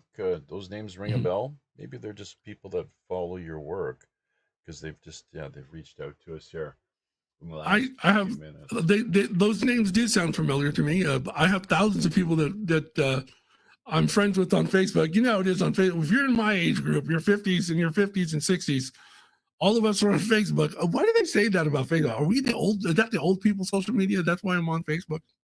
I have no idea. Yeah. Oh, Doug Dern. I do know Doug Dern on Facebook. He's both of these guys are martial artists, I guess, is what from what we can tell. Steve and Doug. So salutations, avast me hearties. Yes, welcome to Skullport Harbor, and our interview with this week's guest, episode number 368, Anthony F.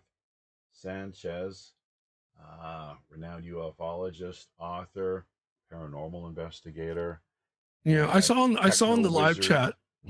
I saw in the live chat that somebody had said that John there had posted pics from the movie The Sixth Day, that he said were from the Dulce Underground base.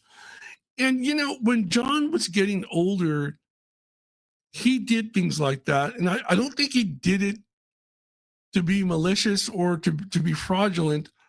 I think people were providing him with information. And then at that stage in his life, he was making decisions that were of a rash nature rather than trying to be prudent in the moment. Right? Balanced, and more calculating. Yeah, more. Yeah, you know, I don't think that John ever tried to perpetuate a hoax of any kind.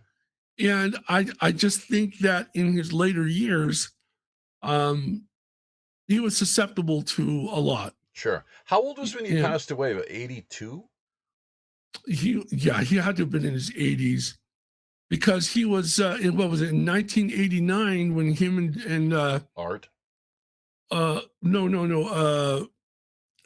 Lazar. Oh, that's right. Yeah. Went to the black. By the way, that's why the black mailbox. That's literally where they were. There's a photograph of me at the black mailbox. That was in '89. I think he was already in his 40s. That's not Rachel there, or the Alien Inn. It's a few miles. No, away. It's in between. Yeah, so it's in between Alamo and Rachel. It's smack dab in the middle. How far is that from Pahrump? Art Bell's old. Pahrump is way down, a lot closer towards Las Vegas. It's a lot. It's far away from. And with Rachel. Dreamland right over the mountains, as he used to like to tell us. So yeah. You know, I always tell people, you know, you can go to Rachel, Nevada, the little Alien. You can stay at the little motel that they have there, the little trailers, the rooms. Oh yeah. But if you really want to have a great experience, you know, being there in that area of Rachel, it's just a short drive away. Is Alamo, Nevada, and in Alamo there are these cabins. And the cabins are adjacent to this massive open field.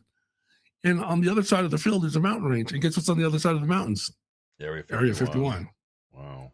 So we went there. I think the last time I went there was before I got sick. I think it was 2017. I went with a friend of mine. And I had some night vision goggles I took. Actually, they were Russian. They were Russian-made binoculars, night vision binoculars, and they had two light intensifier. They had two Gen 1 light intensifier tubes, so technically it made them Gen 2. And they were binoculars. They weren't goggles. There's a big difference. They were amazing. These things were amazing. I ended up selling them to my buddy Rick. He has them now. We saw laser patterns in the sky that night. And by the way, it was 17 degrees Fahrenheit that night that we were there. It was cold. Yeah, it was 17 degrees. And then the next night, I think it was 11 degrees Fahrenheit. But we saw from the emanating from the other side of the mountain range, lasers being shot into the sky. At what? I don't know. We didn't see any craft, but we saw these lasers. And then we saw lights, but they weren't craft per se, but they were lights that just appeared in formation and then just disappeared. I'm not going to call them craft because they clearly were lights of some kind. But yeah, the guy that I went with was David Weatherly. He's an author. He wrote a book called the Black Eyed Kids. As a matter of fact, I have it on the bookshelf behind me somewhere. The name rings But a it was bell. David Weatherly. Yeah, David Weatherly. Yeah, he spoke on tulpas at the GhostTown.tv event, which Bill Murphy did in Santa Paula, California. Those aren't the ancient burial mounds, are they? The tulpas? No. The tulpas is about the ability to get a group of people together and focus on a non-existent entity and bring it into existence. It's very, very strange. You should have Bill Murphy on the show. He'll tell you about that. Like almost like a form of thought intention experiment. Yes. We've done it a few times on the show, as per what Art Bell engaged in and practiced up to a point, and then he backed away from it. So, but this has all been to help people, and we've had success. It's crazy. It's just like, whoa, what's going? This is really bizarre. Like with people getting up out of the hospital and just leaving. Like emergency room was one, and I wish I could figure. There's one or two others. Just sending positive, supportive energy to people that have been sick, basically, and suffering, struggling, and focusing on where they're located, obviously. And we've had like Nori Love was the one with she came with. She was here with Augie Nost at one point back in the day, and was very helpful in. I like Augie. Guided meditation. Yeah, he's supposed to be interviewing me here in the next couple of weeks. I guess what he's doing is he's looking to connect with people who are situated out of various places around the world, different countries, different regions, and just bring them on and ask them about their life experience as an expat, I guess, and how things have how their life has unfolded since they've relocated, basically. So really quickly, I want to somebody in the live chat said, didn't you receive a warning in your locked car after meeting Carrie when you got home? Yes, as a matter of fact, the event that I was at was Bill Murphy's Ghost Town event in Santa Paula, and it was at the Glen Tavern Inn. And I did not realize I was going to be interviewed by Carrie Cassidy. She showed up to that event to interview me. And so we did an interview, and my buddy Rick from MUFON was there. And she asked a lot of questions about that 2009 event, Moffett Field, about Dulcie, a bunch of stuff. When I got back to my home, it's as if somebody had literally got into my garage and posted a message on my car. How could they have gotten into my locked home, my locked garage? My garage locks from the inside with a padlock. I don't understand how they could have done that. By the way, not long after that, I got a knock on my door, and it was somebody from AFOSI at Bill Air Force Base just asking me how I was doing and gave me a business card. I said, what? Wasn't that the outfit that Richard Doty used to work for? Right. So the Air Force Office of Special Investigations is all over the place. Quasi Men in Black. These are intelligence officers for the Air Force on all their the bases and whatnot. But Richard Doty was part of AFOSI at Kirtland Air Force Base, and the gentleman that came to my door was from Beale Air Force Base. I got in trouble with them because I was told by somebody on a specific night to go on the periphery of Beale Air Force Base. Now, I was told exactly where to go. There's a gun range called Spenceville, and it's by Camp Far West. And they said, take this road, and you're going to come up to a gate, a chain link fence and a gate. and it'll say Beale Air Force Base.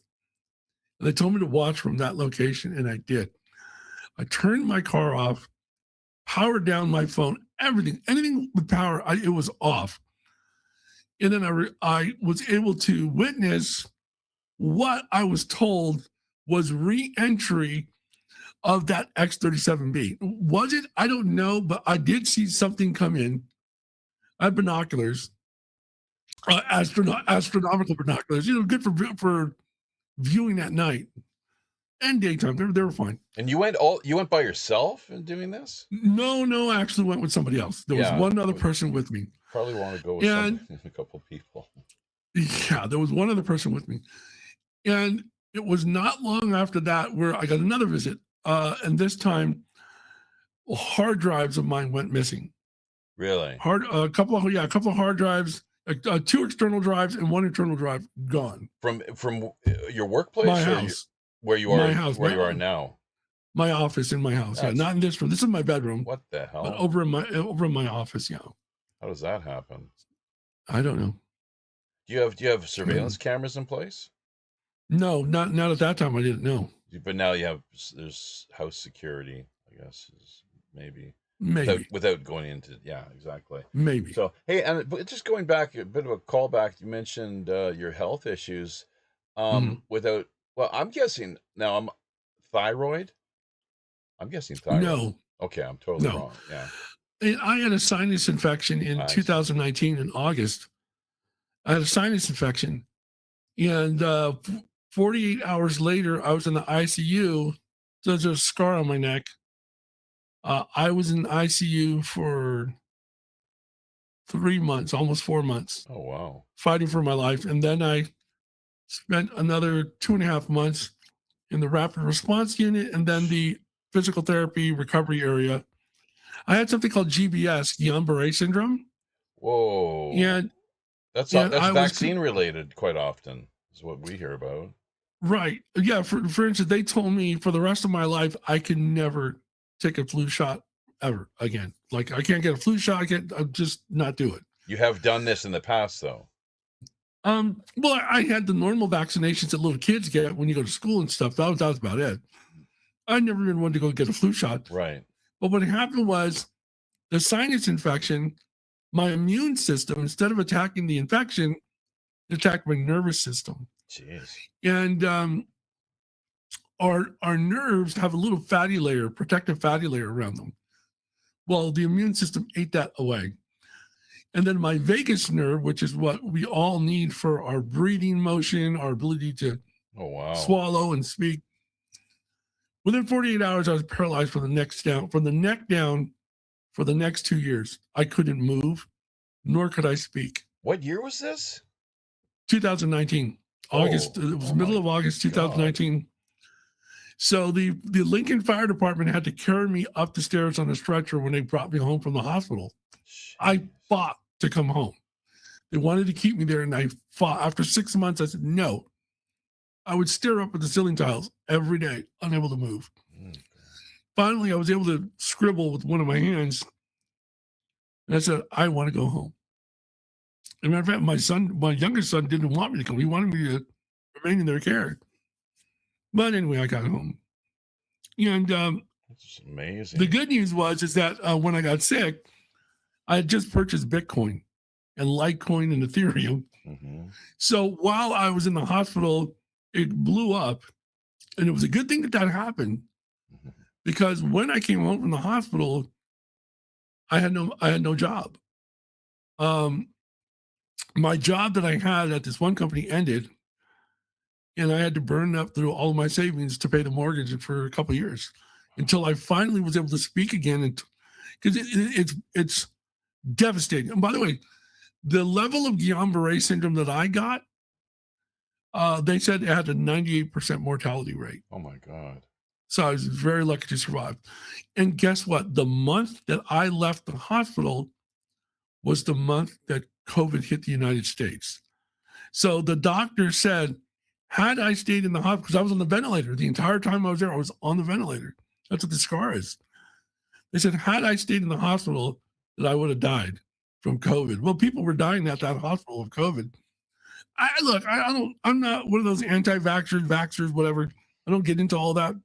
It's very political, and that's all of our personal decision. If you don't want to get the jab, don't get the jab. If you want to get it, go get it. We need to be educated though and informed. Yep. And when people, it gets to the point where you're told by the government you have no choice, as Bill Gates laughed about. Yeah. We just shoot it right into their veins.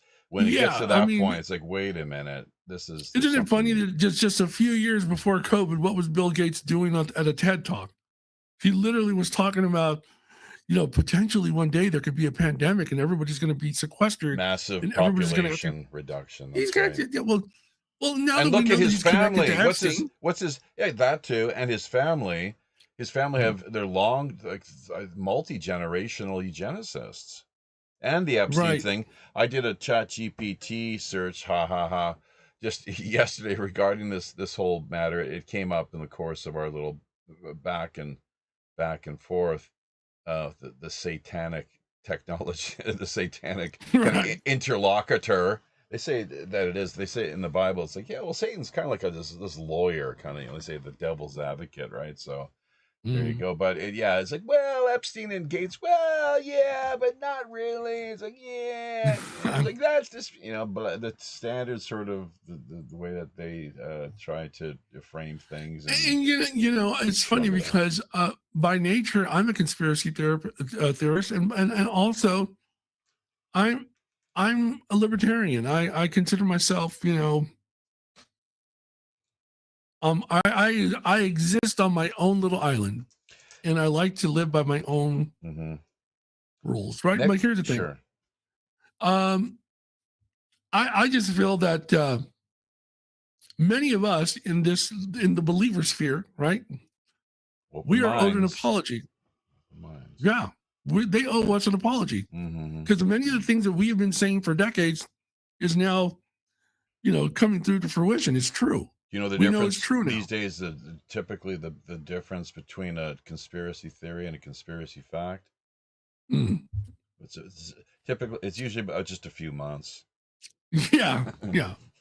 So, well, man, there's just so much more we could get into and then carry on with here. Obviously, it's been a really engaging conversation, but we're at the top of the hour here, and we don't want to tie you over. And as you can probably hear, we got a hungry cat here. He's special needs, a 3-legged kitty, which is perfect for our little pirate ship operation, obviously, because we didn't realize at the time of adopting him how that would work out as far as Danny being our little mascot. But no wooden leg yet. He gets around pretty well as it is. Little wooden leg, that's cute.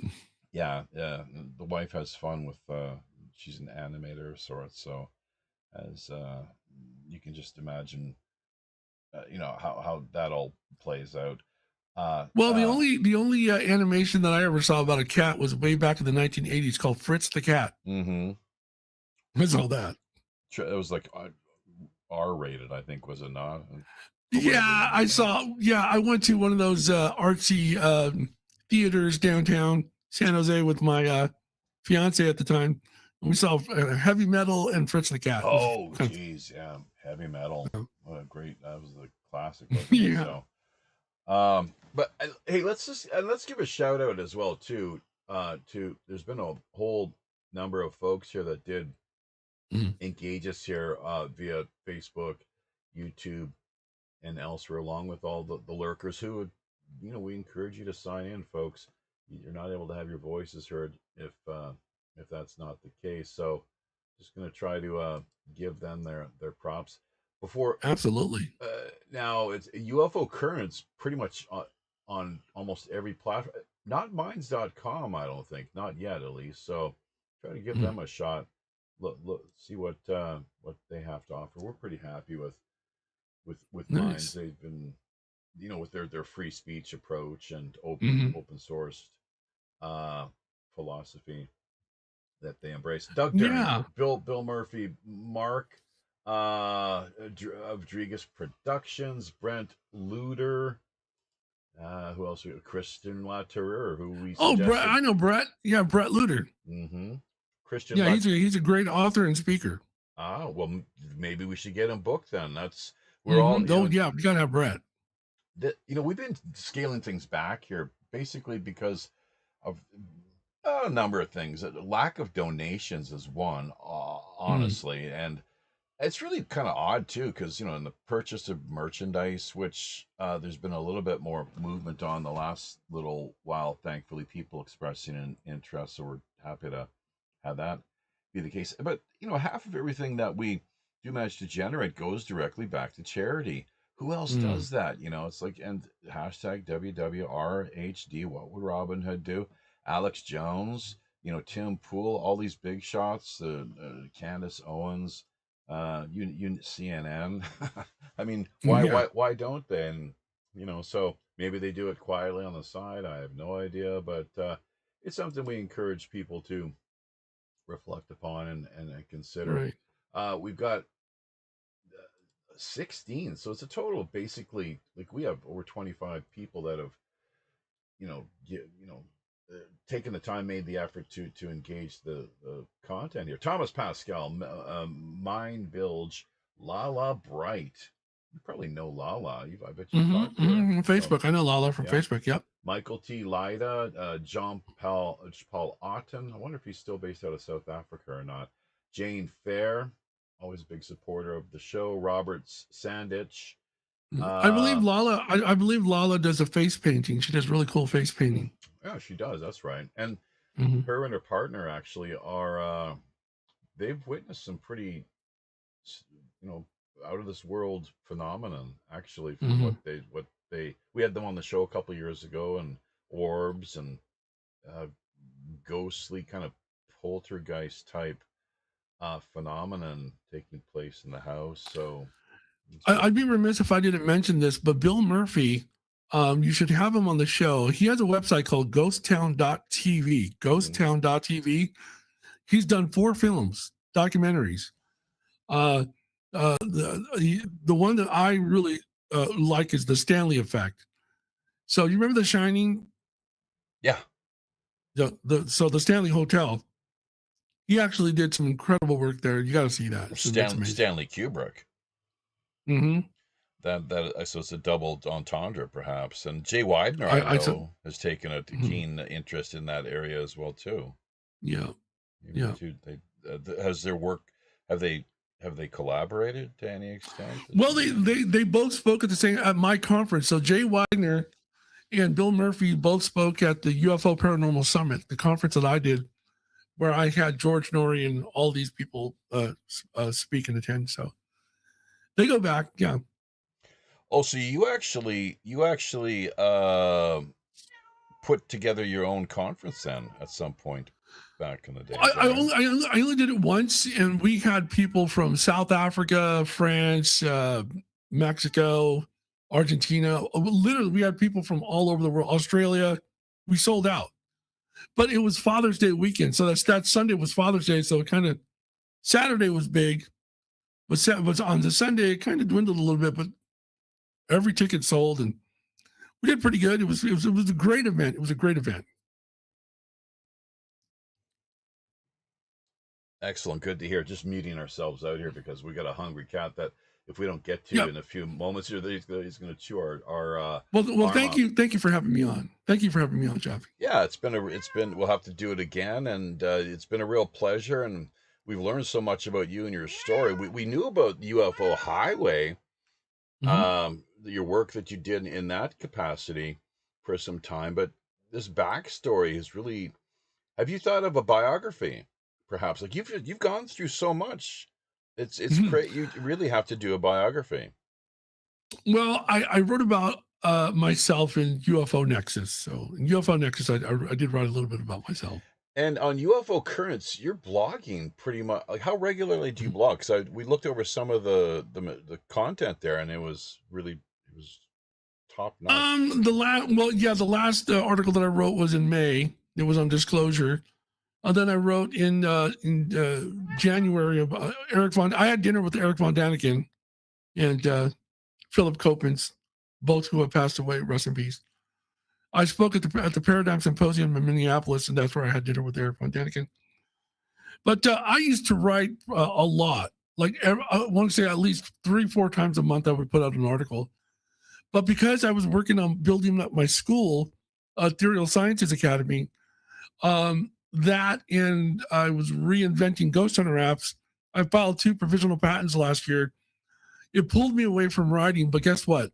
Now that the patents are in, the apps are out, the school is up and running, I'm going to get right back to writing my articles and doing my work. Great to hear. So we very much look forward to reconnecting, and we'll be sure to keep a keen eye out for you and everything that you are sharing across social media. We'll also have this conversation properly archived within the next couple days, ideally via BitChute, Odyssey, and Rumble. I think it's up automatically on Facebook and YouTube, just in case you're wondering. So that won't be a problem. Thank you so much. All right, my friend. Well, happy sailing, and I know you were going to share a pirate story as well too, or some sort of maritime. Did you have something? It could be anything, like a riddle, a jig, any trivial reference. The first the pirate movie that you saw, or anything along those lines. You know what? Well, I can say that my son Eric was obsessed with pirates. Aren't all kids as a kid? Yeah, all boys especially. Well, here's the thing, though. My son just joined the Navy as a nuke. He is going to be a nuclear engineer on a submarine. That is wild. Yeah. So that's kind of a thing. Yeah, he literally in October. He's shipping out in October. So modern day privateer of sorts, I guess, nuclear privateer, and someone who perhaps, if you think about it, why do we have these inclinations that are so strong within our character of things such as this? Maybe in a past life, it's because that really did leave a big impression, and something that we're drawn to this go around. So he loved Pirates of the Caribbean, Jack Sparrow, it was like, and by the way, I was obsessed with that show on the Stars network, Black Sails. Pirates. Black Sails, yes. Yeah. I loved that show. I watched it from beginning to end, loved it. It was and it's not because the women were all gorgeous. It's because it was great storytelling. That's right. Good old Blackbeard, huh? Yes. Do you remember from the first season, good old Blackbeard? We'll leave it at that. Yeah. Let people work that one out themselves. So, all right. All the best, Anthony. Happy sailing. Thank you, Jeff. Happy sailing. Enjoy your weekend. Bye-bye.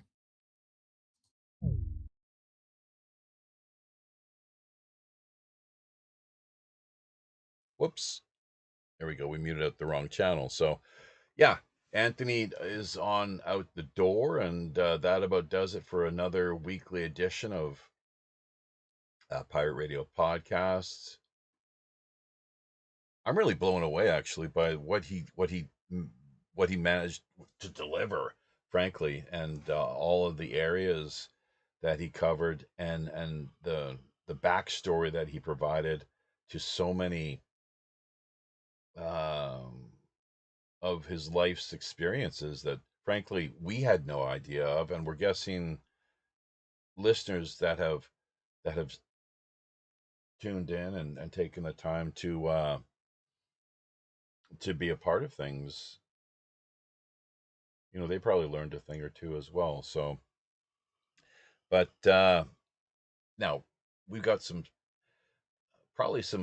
street busking lined up here via South Korea over the next little while is what we're looking at. So we will be back with some weekly World Pirate Radio news at some point, not too far down the road. So bear with us. But yeah, we got 10 years plus of free archives, both on the news front as well as the feature end of things. Operation Secret Santa, over 60 live streaming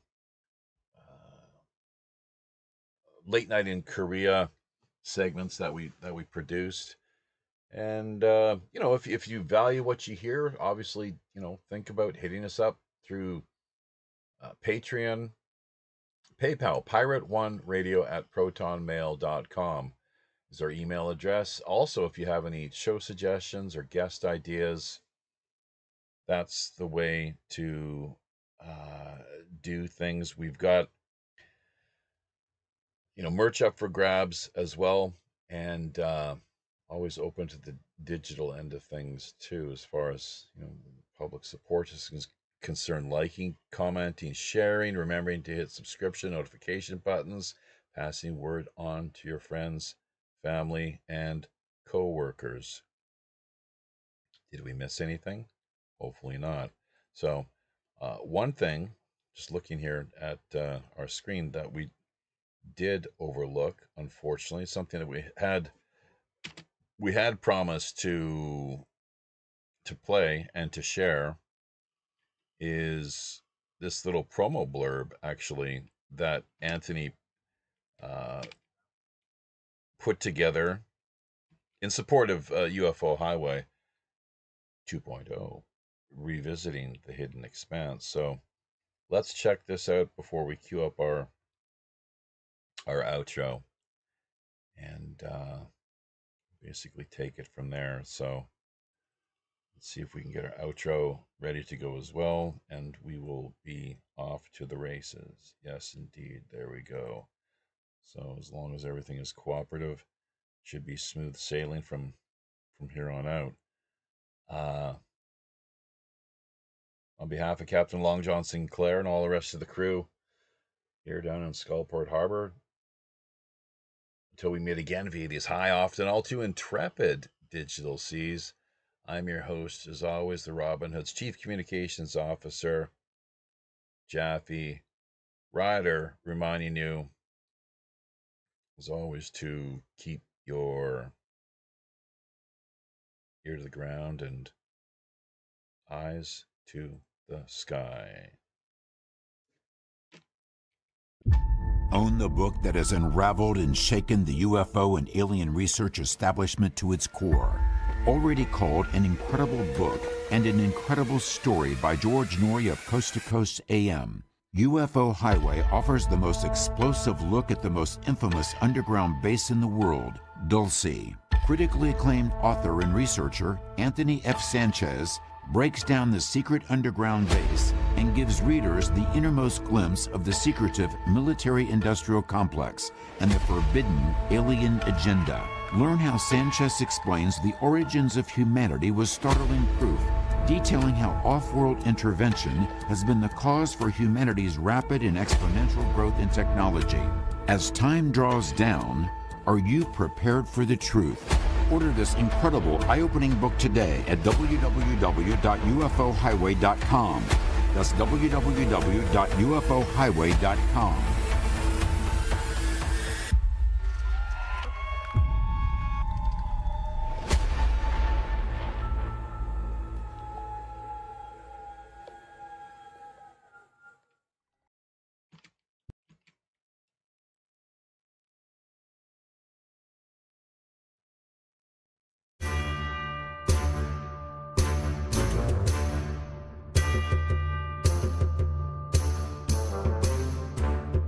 I know. There we be. Having carefully looked over each of our navigation panel instruments, checking every level, switch, dial, cable, knob, and pulley, by all accounts and indications, we indeed see it's time, once again, to drop anchor inside Mystic Bay. draw an end to yet another week of World Pirate Radio Live. Remember? If you're looking for a little more animated online action, keep in mind, we've likely got yet another great free-flowing Rogues Gallery after show coming up for the next hour in one of our more premium, exclusive, and remote digital underground online pirate hideaways. Also, if you yourself have a new, novel, intriguing, or otherwise underreported idea, unique individual, or pressing item in mind, be sure to either drop us a line directly over on WPRPN.com or fire us a quick email via Pirate One Radio at protonmail.com. We're always open to exploring fresh creative suggestions, intriguing guest ideas, cutting-edge discussion topics, and captivating themes. Remember, WPRPN.com member site subdomain links are also always available. Great for artists, musicians, podcasters, bloggers, social media personalities, or pretty much just any old land lover looking to boost their online visibility, presence, and reach. Basic personal profile accounts can be launched for just $60 per year. Staking your claim now helps not only strengthen you and the network, we're also looking out for the little guy. That's right, folks. As much as half of all WPRPN's profits are redirected right back into the hands of the people who really need it most. Community charity. After all, we are the Robin Hood. You can further embark on your own personal pirate journey by either liking, sharing, commenting on, subscribing to, or just following us via virtually any mainstream social media platform, including Twitter, Facebook, Gab, or Minds.com. So don't forget to become engaged. Until we meet again out on the high digital seas. I'm your host as always, the ship's Chief Communications Officer, Jaffe Ryder. Tally-ho.